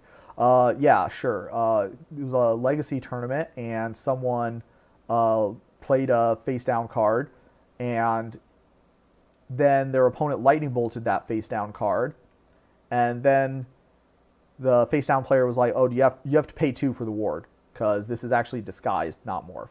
And then the lightning bolt player said, well, you didn't say it was disguised, so I thought it was a morph. And then they call for a judge, and it actually was a disguise thing, but they also never said that it was a morph. And I really, really, really hope that Wizards of the Coast does not print morph in this new Duskmourn set the way that they're printing Manifest, so that like words cannot describe how much I wish that like they would have executed the like getting ward 2 differently on those face down cards. I don't have like a real actual story, but that's one that happened in my nightmare. So, what was the toughest rule for me to grasp when learning to become a judge? I mean, I guess maybe it wasn't so much that like any one topic of the rules was difficult. It was just that like there's so much, right? Like there's so many different things, and it's like overwhelming, right? So that I think is the biggest one for me. Ever played with house rules that create an enjoyable experience? No, I never have. I've like heard of people doing it, but I've never got any experience with that myself. Please do a collab with This Is a Commander channel. I literally, and this is ages ago, and you're in the chat. This is a Commander channel. You can vouch for this. This like I actually got on Discord and I like chatted up. And I offered to do a collab. That's a standing offer. If you would like to do one, just reach out to me on Discord and we'll set something up. I would be all down for it. Pizza or broccoli? Broccoli, but it has to be like prepared properly. Like the range on pizza is actually like pretty high. Like there's pizza that I would love eating a lot more than I would love eating broccoli. But there's also pizza that I would not want to eat. And there broccoli like. Even raw broccoli is, fine, perfectly edible. Ticket to Ride, yeah, except for future side cards. Let's see, thing on mana burn or damage on the stack. Do you think the simplification of the rules was a good idea? Yes. A lot of people poo-pooed it because they're making the game a little bit dumber and, dumbing the game down, taking strategy out of it, da-da-da. Well, hey, guess what? Guess what people are saying now? The game's too complicated. Just goes to show Magic players are never going to be happy no matter what. My personal opinion is one of the biggest existential risks to Magic is that people's attention span gets so short that they can't learn how to play Magic anymore. I think we're already starting to get to that point, and it's going to be it's going to happen someday, I think. Favorite 2 and 3 color combo: blue white and 3 color, probably bug, maybe rug. Let's see. Favorite card as a judge, favorite card as a player, and favorite card as a fan. Judge is Henzi Tor, as noted before. Player, Brainstorm. I really love Brainstorm. And favorite card as a fan. I'm going to maybe say Wasteland. Wasteland, the original Wasteland from the original set. It really did strike me as a great, the flavor text especially. The land promises nothing and keeps its promise. Shook me to my core when I read it. Very cool.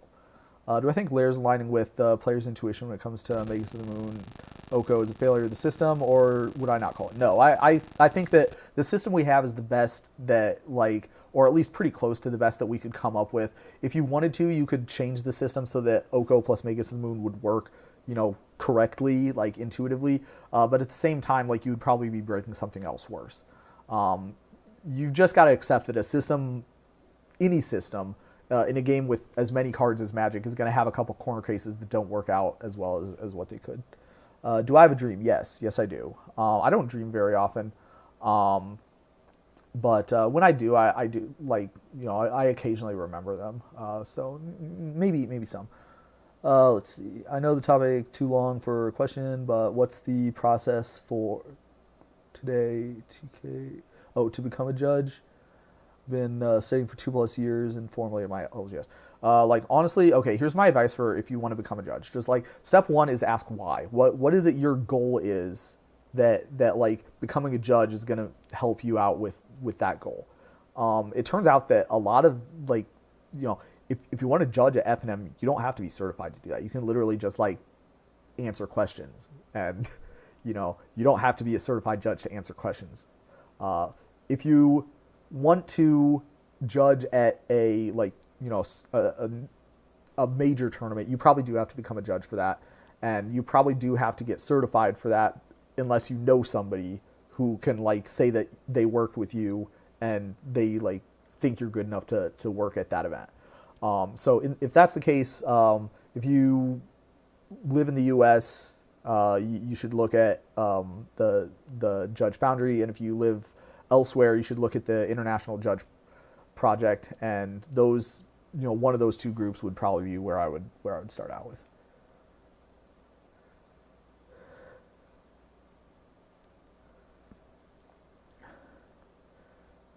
Curious about, have I ever played 3-card blind format? Yeah. I do not have a favorite 3-card blind deck. I wouldn't say I follow the format enough to really comment intelligently on that, but I do really like the format is interesting to me, and I was aware of it long before they had, like, the YouTube channel or the like exposure that they have now. Favorite judge promo? Ooh, that's a good one. I really wish I had Lightning Bolt, like the first judge promo. Obviously extremely out of my price range at this time. But that one I do wish that I had. Show and Tell. Show and Tell is my favorite one. I've ever had to personally adjudicate a meme ruling like Linval or no. Like, the reason they're meme rulings is because they don't come up in real tournaments. And when it does come up, it's like some smart aleck being like, hey judge, I have a question for you. Like, like, no, like I've never had to, like, have a serious conversation with somebody about how Selval works or how Pain Glacial Worm works. My attention span's already way too short for a lot of the new wallet text cards they're printing, to be honest. Gosh, I literally, it was so funny because I remember very distinctly, like, I was like at a draft or something, and this friend of mine who's like a old Magic player, I remember watching him open a booster pack and mutter under his breath, like, my gosh, all these cards have so much text on them. And I was like, yup, that's not just your imagination. There's a lot more text on cards now. Have I ever brainstormed correctly? Yes. I've cast so many brainstorms in my history that just by sheer chance I must have gotten at least one right. My main occupation job, I'm an engineer. I work at a place that does metal processing.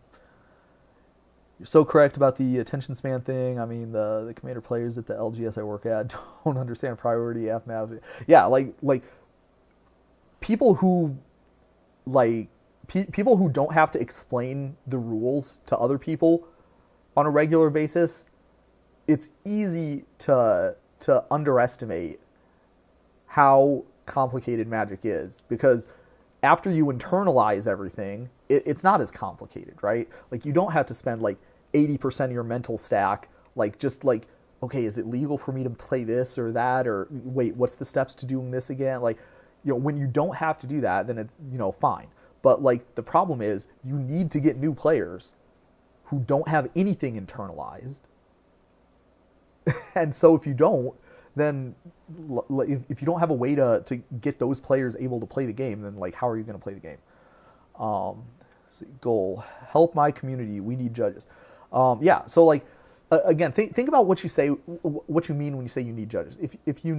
If what you mean is we need people who know the rules well enough to be able to adjudicate rules questions, and who are okay with spending their whole Saturday, like, working at a game store instead of, like, sitting on their butt playing Mario Kart or whatever, you can do that without being certified. All you have to do is like talk to the store owner and like get them to trust you enough to handle that. If you need a community of like people to help support like a large tournament organizer that's working in your area or wanting to work in your area, then yeah, like that is something you probably would want to get certified for. Most iconic Magic card, in my opinion, Sarah Angel. The card that encompasses what Magic is all. Yeah, Sarah Angel.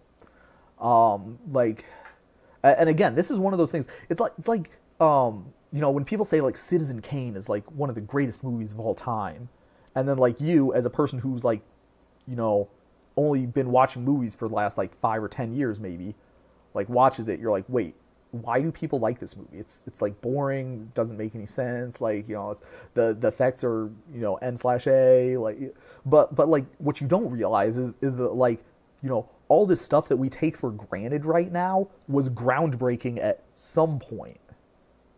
And like for me, Sarah Angel really encompasses that. Like Sarah Angel, you know, what like is one of those cards where it's like, you know, we take all this stuff in Magic like for granted now, but like that card really does embody like the spirit of like the original Magic and like what I think of when I think of Magic.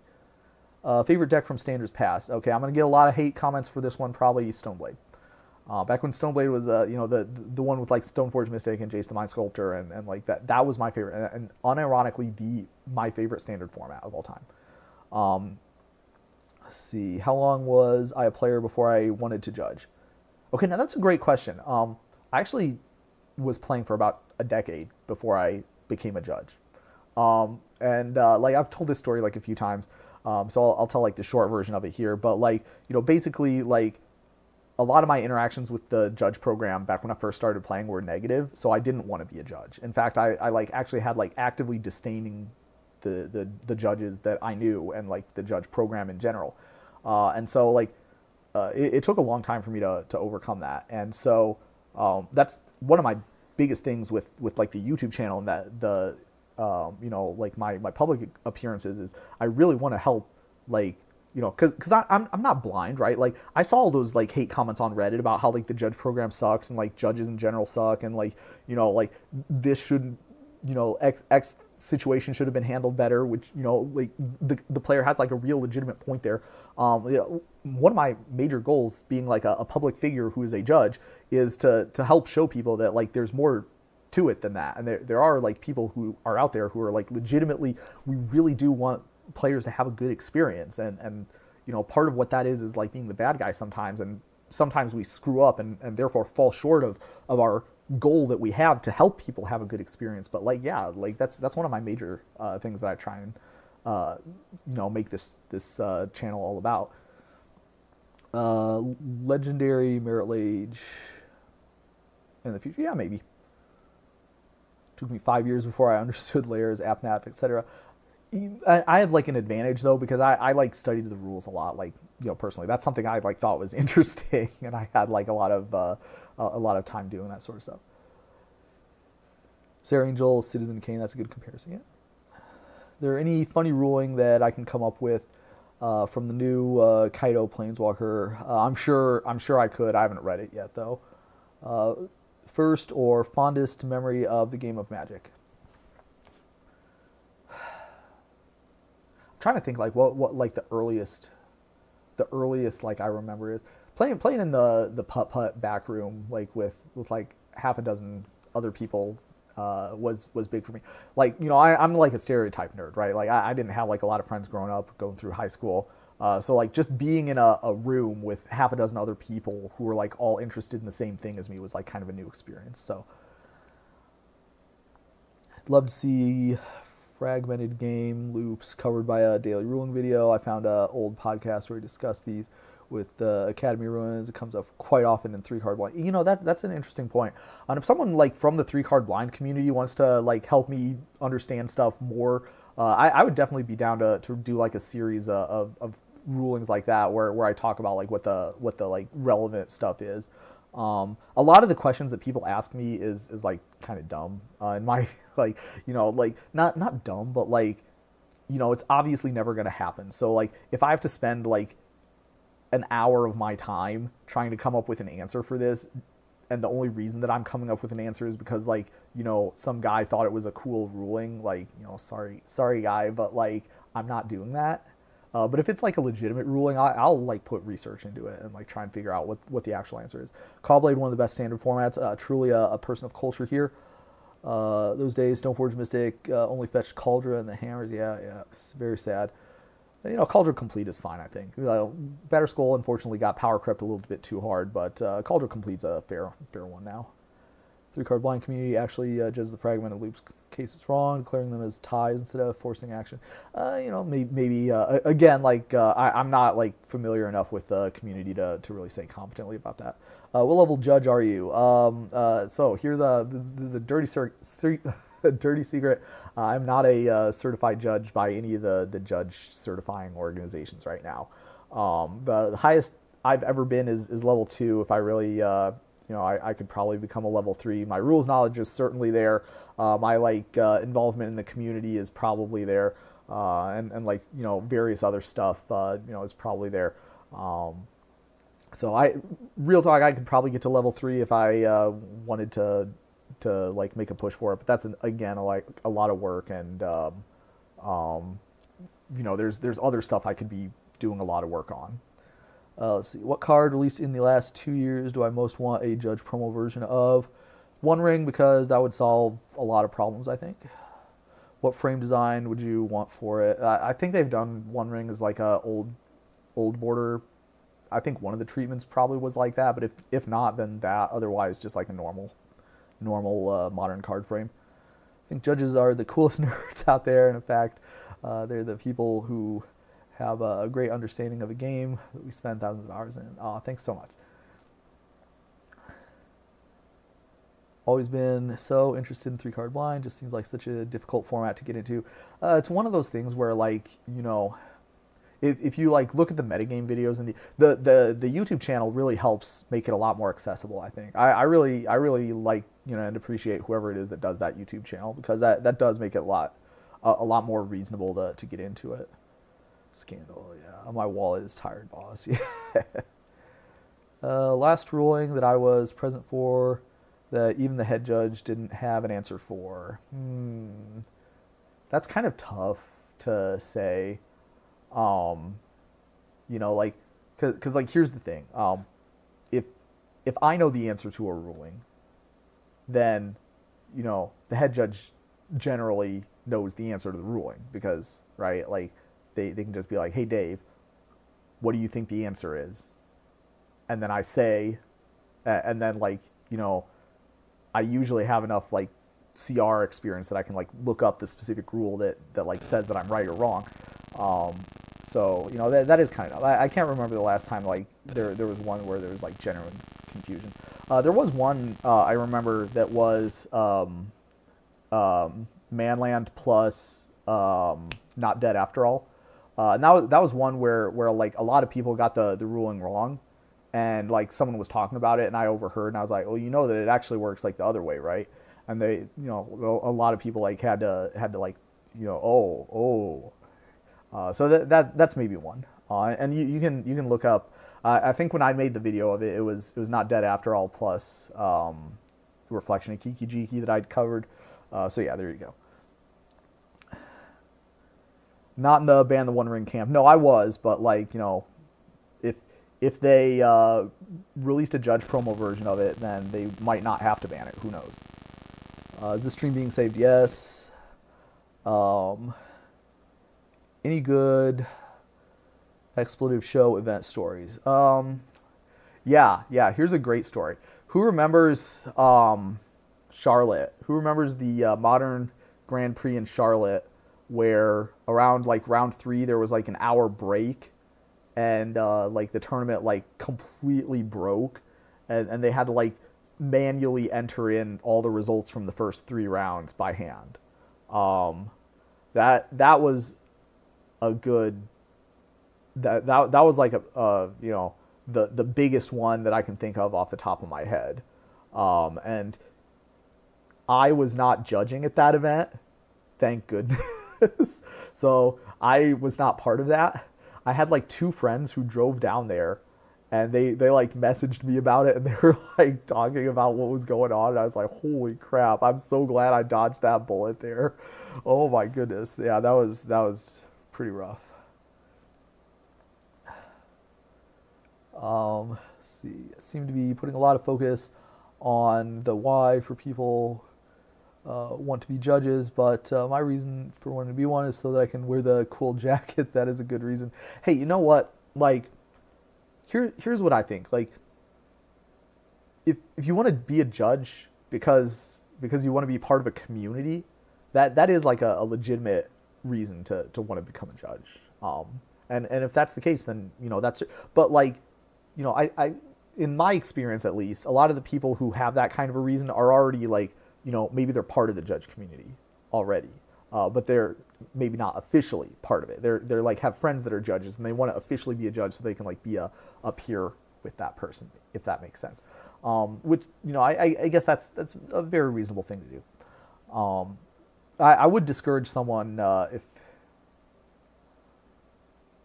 if their goal was I want to be a judge because like I don't think people will take me seriously unless I am a judge. Because I really do think that for people in that sort of a case, that's not like, usually that's not true. Usually they'll take you seriously if you're confident and you like are accurate and you know enough about what you're talking about to convince them. Want that cool embroidered shirt? This one here. Oh, sorry. This one here. I don't think they're making these anymore. I'm lucky enough that I have several of them. So when this one is worn out, I'll have a backup. What's my opinion on Wizards releasing a new set every month this year? I really wish they didn't do that. That's my opinion. The one with the program die. What's the most OP mechanic outside of Dredge, Storm, and Phyrexian Mana? I think we're going to have to go with... Well, that's the heavy hitters anyway. Maybe... That's a good one. Maybe Convoke, because it's also free. Favorite unique rules interaction video you did? That's a good one. Like the one where it was like what cards have unique rules. Ever been to an event as a non-judge and heard a judge make a ruling where I had to intervene and correct them? No, and I would not do that in any case. Intervening as a player while a judge makes a ruling, like if like as a judge, like I would not feel comfortable like being not on staff and like trying to correct one of my colleagues. Maybe I would like talk to him after the fact and like ask him about the ruling, but I don't think that I would step in if I like thought that I heard someone about to make a mistake, because just on the reason that like I probably wasn't paying enough attention to the ruling to like have a good answer for, or have a like confident answer for what the rule should have been. Like it's very likely that I'm like overlooking something that they like are seeing because they are like actively involved in the call. Jeff for the Morpheum promos. There's a Commander channel. It's a video with like 6 stars. What happens in judges? It was only 5 stars. But yeah, I do not, I take the grade creep very seriously. I only hand out the 5-star when it's very necessary. Mutate, that's not broken though. Companion, there we go. That's what it was. That's definitely, Affinity is a good answer, but I think Companion is the real answer. The only mechanic that they've had to issue power level errata for. I guess Cascade, they also had to issue power level errata to make it not work with the like modal double face cards. But yeah, I think Companion is a good one. Offspring is pretty insane. I don't think we have enough data to really say that yet. Do I own any misprints? And I've had a player try to use a misprint or asked to use one. No, I don't think I have any misprints. I had to like think about that because I actually do have like a bunch of like weird cards that I've accumulated over the course of my playing. But no, I don't think so. I've never really had a player like seriously ask to use a misprint either. It doesn't come up very often, and like a lot of the times when it does come up, it's like, obviously yes or obviously no. Yeah. Do I have a favorite? Yeah, the context for that one is not clear. Yes, I probably do have a favorite. Convoke is broken. I beg to differ. You have to tap your creatures. It's a pretty big deal. Yeah, but if you're, if I had the CR open, I definitely would have picked a different mechanic. I was under the gun on that one. Some rule of thumb when explaining rules to new players. Take it slow. Don't try to make everything that they do, don't correct every mistake that they make. Because like the biggest thing I think for newer players is they get overwhelmed by like, there's so much stuff you have to keep track of. So like take it slow and build up slowly, like at a pace that they're going to be comfortable with. Do I have a preference towards limited or constructed events? Not necessarily. I think I do like judging constructed events more, just on the basis that there's like less, weird stuff that can go wrong at constructed events. What mechanic causes the most judging issues? No, banning and mutate can get complicated. Yeah, maybe. Oh, Delve. Delve's another good one. Offspring is even the strongest keyword in standard. Yeah. Have you ever made an incorrect rules call? Yes. And if so, does one stick in your head? Yeah. Like they all stick in my head, like to some extent. Like it doesn't happen very often. But like, and so like for that reason, the times when it does, and I feel terrible whenever I like make a bad ruling. Whenever I like make a call that like could potentially affect the outcome of the match. I have one specifically, but I'm actually in the process of making a video for that one, so I don't think I'll talk about it tonight. But yeah, for sure. Buyback is up there in brokenness, maybe. Do you have a keyword I wish would appear more? Probably.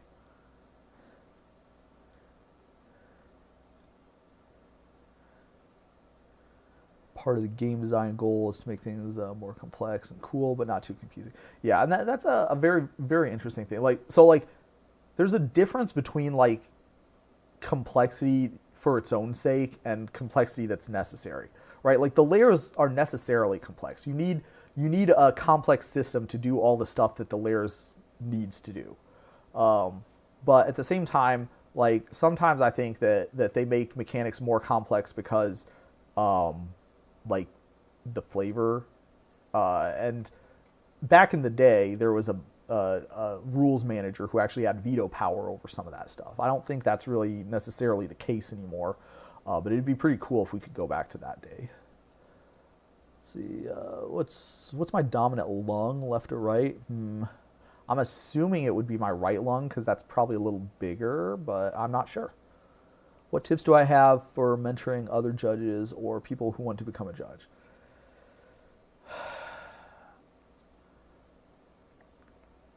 They're the same as you. Like you have a fancy shirt or like, more experience. But like at the end of the day, like people like generally like you're not better or worse than the person that you're mentoring just because you're more experienced. So humility is the first thing to keep in mind. Humility is like the number one thing for leadership, the number one thing for mentorship, in my opinion. The second big tip that I have for everybody along those lines is mentorship is all about like helping the other person get more of what they want. So like really take a keen interest in what the other person wants and like how like you would get that, because a lot of the time like the stuff that they want is not stuff that you would personally want for yourself, because that's one of the richness of the judge program is that there's so many types of experiences out there, that like people can have all kinds of different reasons why they want to be a judge. So like really take some time to get to the bottom of what their motivations are, and that will help them more than like any individual, like, teach this topic this way or do that thing for them. This exercise is the best way to, that stuff is all like stuff that like a person, person to person is going to like more or less. But like those two things that I said, like the keeping the perspective of humility and like keeping the like their motivation foremost in there, that's what you really want to focus on. Let's see here. How fast could I eat a whole watermelon? Ooh, not very fast. If this was like a shadow game or something, and like my grandpa's soul was on the line or something, maybe like I could probably do it like with a straw like pretty quickly. But I don't think I would be having a good time doing that. That's for sure. Let's see. When I teach people, should I start with humility? No. How would you orchestrate a parent trap? It'd be tough. You might have to print a new instant that was a trap subtype to do that. Let's see, if I think about it as a judge is like being a Twitch mod. Yeah. Someone actually said in like the like thing where I was like soliciting question ideas. They asked, why did I become a cop? And I think that's a pretty apt comparison between like judges and police officers. We do serve like kind of a lot of the same kind of roles, which to me it's a little bit ironic that a lot of magic judges, that like how similar the roles are. See, does the comprehensive rules have a part about pouring wine on your opponent? Happened to me at a tournament. Judge ruled it a legal play. Boy, that is a very interesting story. That's for sure. Let's see, what would be my personal top 3 on the Storm scale? Mechanics I would never bring back to standard due to unfun gameplay, likely due to power level. Yeah, I mean, like the commanders would be the top. Like by far. Storm I think would be fine in standard, as long as it wasn't in like. As long as the power level was appropriate for standard, not for modern or legacy. So I think we probably could do that. Dredge is kind of parasitic. I don't think that would ever come back. Pineapple on pizza felony, or are you a real person? No, I first of all, onions on pizza and bell peppers on pizza is like what way ahead of pineapples, and as far as like should be a felony as far as I'm concerned. Pineapples is fine. Let people do what they like. Nadu's the EDH Rec Commander of the day today. Any comment? Well, it's not the modern card of the day today, that's for sure. Let's see. I like judges. You can't be a cop. Split second. Target player parents fall back in love. You're told that you needed to be a judge for a card game. I didn't know the rules too. What kind of resources and research would you seek out? What kind of resources is Magic? Okay, I really hate to say that. Okay, no, I'm not even gonna try and front. Like, I wanted to try to get into judging Flesh and Blood, right? A lot of Magic judges are Flesh and Blood judges. There are a lot of them are like getting into that program. Here's the problem: I've never played a single game of Flesh and Blood in my entire life, so I got to learn how to play Flesh and Blood. Now I took the rules test cold, and I actually only missed by like one question. So like, because it's open book and I can like navigate in their CR about as good as I can navigate in the Magic CR. But here's the thing, like I would feel bad judging Flesh and Blood because like I don't know what any of the cards do. I don't know what anything does. And that's what I would need. I would need to like, I would need to like feel good about being able to like understand the game enough to answer rules questions. Like, I really wish that there was a judging for the win, but like instead of Magic, it was Flesh and Blood. Because this channel is like the resource that I wish that I had when I was learning how to play Magic. So like this exact sort of thing where I could like put on a playlist of like, whatever rules topic it was and like, learn that rules topic. So that's what I would like to see.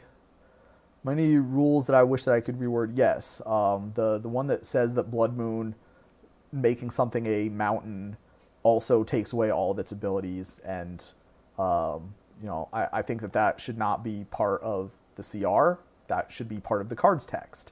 There's no reason that a normal person would believe that this is a mountain and this is a mountain in addition to its other types would have any effect whatsoever on what abilities that card has. But yes, that is a real difference that really exists in the rules. And I think that's like an abomination. Corn pizza, never had it. Love onions on pizza, sorry to hear that. Companions, you mean what are commanders? Yeah, they're companions, but like it's that time when Wizards tried to make it so that even the non-commander players had to play commander. That's what companion is. Dredge is an awful mechanic just because people only use it to fill their graveyard for 0 mana, except for Life from the Loam, the only healthy Dredge card. Yeah, that's kind of true. Green peppers and onions, rotten hell. Favorite vegetable in general? Broccoli is a pretty strong candidate, I think. I like broccoli. I'm going to be the only person in the TCG section at the LGS I work at, and Yu-Gi-Oh! We don't play Yu-Gi-Oh! So wish me luck because I learned Chain Baby. Yeah, well, stay away from whatever their equivalent of humility is. Should have read Blood Moon. Blood Moon is my pet peeve as well. Is there anything you think missing from the floor rules or IPG? No, I think they do a decent job. There's like some nitpicks I could put together, but I think like they overall do a decent job. Sweden has curry banana pizza. If I'm ever in Sweden, I'll make it a point to try that out. Not because I think it would taste good, but because I think it would be a unique experience that I could only have in Sweden. Blood Moon removes abilities from cards, so it shouldn't happen in the ability removing layer. Do I have a favorite current Pauper deck? No, I've been far removed from Pauper for quite a while. Do I have any Judging for the Win videos backlogged for the days when I don't want to make a vid? No. There is, tomorrow I will be filming and producing a Judging for the Win video because that is the only way that there will be one on Wednesday when people tune in Wednesday morning. Have I ever played on Cockatrice? Yes, it was a long time ago, but it was not as good as having someone else do all the work for me. Serious question, do I think that Arena has warped the design of Paper Magic? Yes, in one very important way. I really, really wish... Mark Rosewater, Gavin Verhey, whoever, if you're watching this right now, please stop making cards that put the other cards on the bottom of your library in a random order. Please. I don't think that Wizards of the Coast understands how big of a pain in the butt that is. Like, you have to shuffle those 3 cards, and then you have to offer a cut. Legally, you're required to offer your opponent a chance to shuffle those 3 cards before you put them on the bottom of your library. That there's no reason why, and I'm certain that this is the reason why that they put them on the bottom of your library in any order to put them on the bottom of your library in a random order. I'm certain that the reason why they're doing that is to save the Magic Online players one click. Please. The paper players are being so much more annoyed than that one click is causing your stupid Arena players. Please, Wizards. So have I ever DQ'd players that they got upset? No, not really. All the people I DQ'd, they knew what they did. How do I feel about Eminence? The mechanic? I don't know. It's okay, I guess. If I was able to unilaterally sanction a non-sanctioned format on the Pro Tour circuit for the next 3 years, what would I choose? Pre-modern. If I had an opportunity to play a bring your own packs draft, where you can bring any 3 packs to draft, what do you recommend I bring? Cost is not a major factor. I'm thinking Homelands. I don't know anyone who would do such a draft like that because there's cards like Homelands. Your cards actually, your packs have less cards in them. They're packs didn't always have 15 cards in them. They started out with 8 or something. So if you really wanted to be a bad person, then yeah, do one of the Fallen Empires or what's it called, Sarpadian. That set that would be a bad one. See, what kind of event would cause me to crack open the sealed boxes behind you? Do I ever intend to take them to the grave, leave them as inherent? No. Okay. This is kind of a sad story here. The original game plan was that I was going to have old retro draft nights with the boys. But here's the problem. All the boys that I used to play Magic with have got out of Magic. So now I've got a gigantic smog horde of booster boxes that is only good for being a prop, basically. So yeah, it's kind of a sad, but I guess that's where it's at. I think that in maybe I'll sell them. Maybe I wouldn't mind selling some of them. That's for sure. Common career among other judges. Number 1, STEM. Number 2, education. Number 3, music. That is one that I was kind of surprised about. But yeah, music is another very common one among Magic judges. And as far as like STEM and education, I feel like that's like kind of obvious that those would be pretty strongly associated with judging. The music one did kind of take me by surprise. IT, if we're not counting that as being like a branch of STEM, so that's probably the most common ones for like day jobs as far as judges. Do I think ChatGPT is a good source for rules questions? No, it sounds logical, but when you ask it about cards, it doesn't even get the cards. Yeah, it's very, very poor. The data that they trained it on was not very relevant to making good magic cards or good magic rulings. So that's what happens when you don't have good input. One thing I see from marine templating is making the cards wordier to avoid putting do nothing triggers on sec. Yeah, that's another one. That one's fine. Makes the river song worse. Yep. Never thought of offering the random 3 cards to my opponent. That's so ridiculous and funny. Yeah, it sucks. I've never given an insufficient shuffling warning out to someone for not doing that, but I think officially I'm supposed to.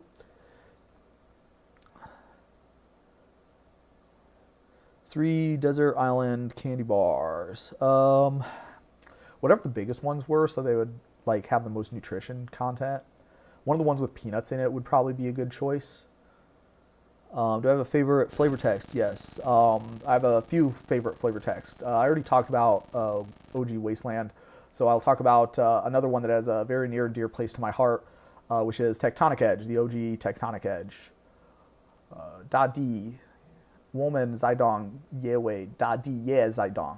The Chinese flavor text of that card is the first made up, specifically so I could read it Chinese sentence that I was able to read all the way through. So Tectonic Edge, we move because the earth is also moving. That is the first Chinese sentence that I was able to read all the way through. So that is another flavor text that has a very near and dear position in my heart. Do I have any general guidelines I use when explaining complex rules, interactions to players who are missing essential mechanics knowledge? You don't understand the stack. So, and this is the most important thing when you're explaining anything to anybody in any sort of educational setting or otherwise. The first thing you need to do, and this is the most important thing, by far the most important thing, you need to understand what the other person does not get. You need to be able to understand, see things from their point of view, so that you can like look at what they're seeing and correct whatever misunderstandings that they have. If you're able to successfully do that, that's the best. What's the favorite set minus Cold Snap? Cold Snap's a good one. I like Cold Snap. My favorite set of all time probably be OG Ravnica. Just wanted to say thanks. Your videos are fantastic. Learning complex rules. Oh, thank you so much. Kind of like a dragging out with pile of, yeah, I know, right? It's kind of sad. Train ChatGPT on FtW Shuffle and Play. As a professional musician who plays Magic, I feel very seen. Yeah, no, there's a lot of musicians in the judge community. It's very, very uncanny. A lot of musicians when I was in engineering school too. I was very much the odd one out because I do not play any musical instrument, nor have I ever tried to learn.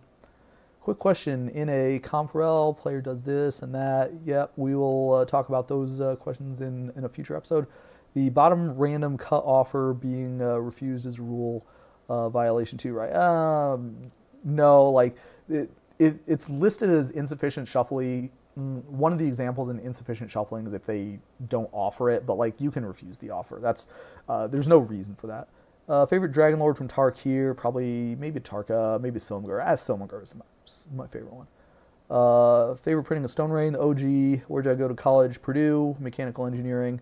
That is probably not surprising for people who know that I studied engineering and I'm from Indiana. Actually, I guess Rose Holman is also in Indiana, so that's in the running too. Purdue finally doing a decent job at basketball for the first time that since I graduated, so that's exciting to see. Favorite target for Stone Rain, Caracas. Favorite ABU card. I'm going to be a little bit of a rebel here. It's not going to be the Power 9. It's going to be Stream of Life, the only card from Alpha that still has the same Oracle text. And that is, to this day, the same Oracle text. So yeah, well, I said before that it was going to be about a 2-hour live stream, so I think that now is a good time to wrap things up. I hope that everybody had a fun time, and whatever time it is in your current location, I hope you have a good rest of your day, or a good day tomorrow, or a good whatever else you have planned. We'll have one last question here. Favorite Ravnica guild, and blue-white is my favorite color combination, but I will say blue-black as my guild, because for flavor judging alone. And the Dimir, I still remember when I was when the set first came out and they were introducing all the different guilds. Remember, you didn't know what the guild identities were back in those days, because this is the first Ravnica set. So yeah, when they introduced the Dimir guild as this shadowy cabal of assassins that rules everything puppet master style behind the scenes, I thought that was really cool, and I was really excited on how they executed that. So that's my hope everybody has a great rest of your day, or a great next day tomorrow, depending on where you're at. And I hope all of you have, hopefully the 25K is only the beginning, and it's like 50 or 100K. And I will see any of you who are going to Vegas over there, or somewhere else if you might be closer to me. But that is all I have for you today. Join me again next time for another daily ruling. But until then, I hope you are having a great time.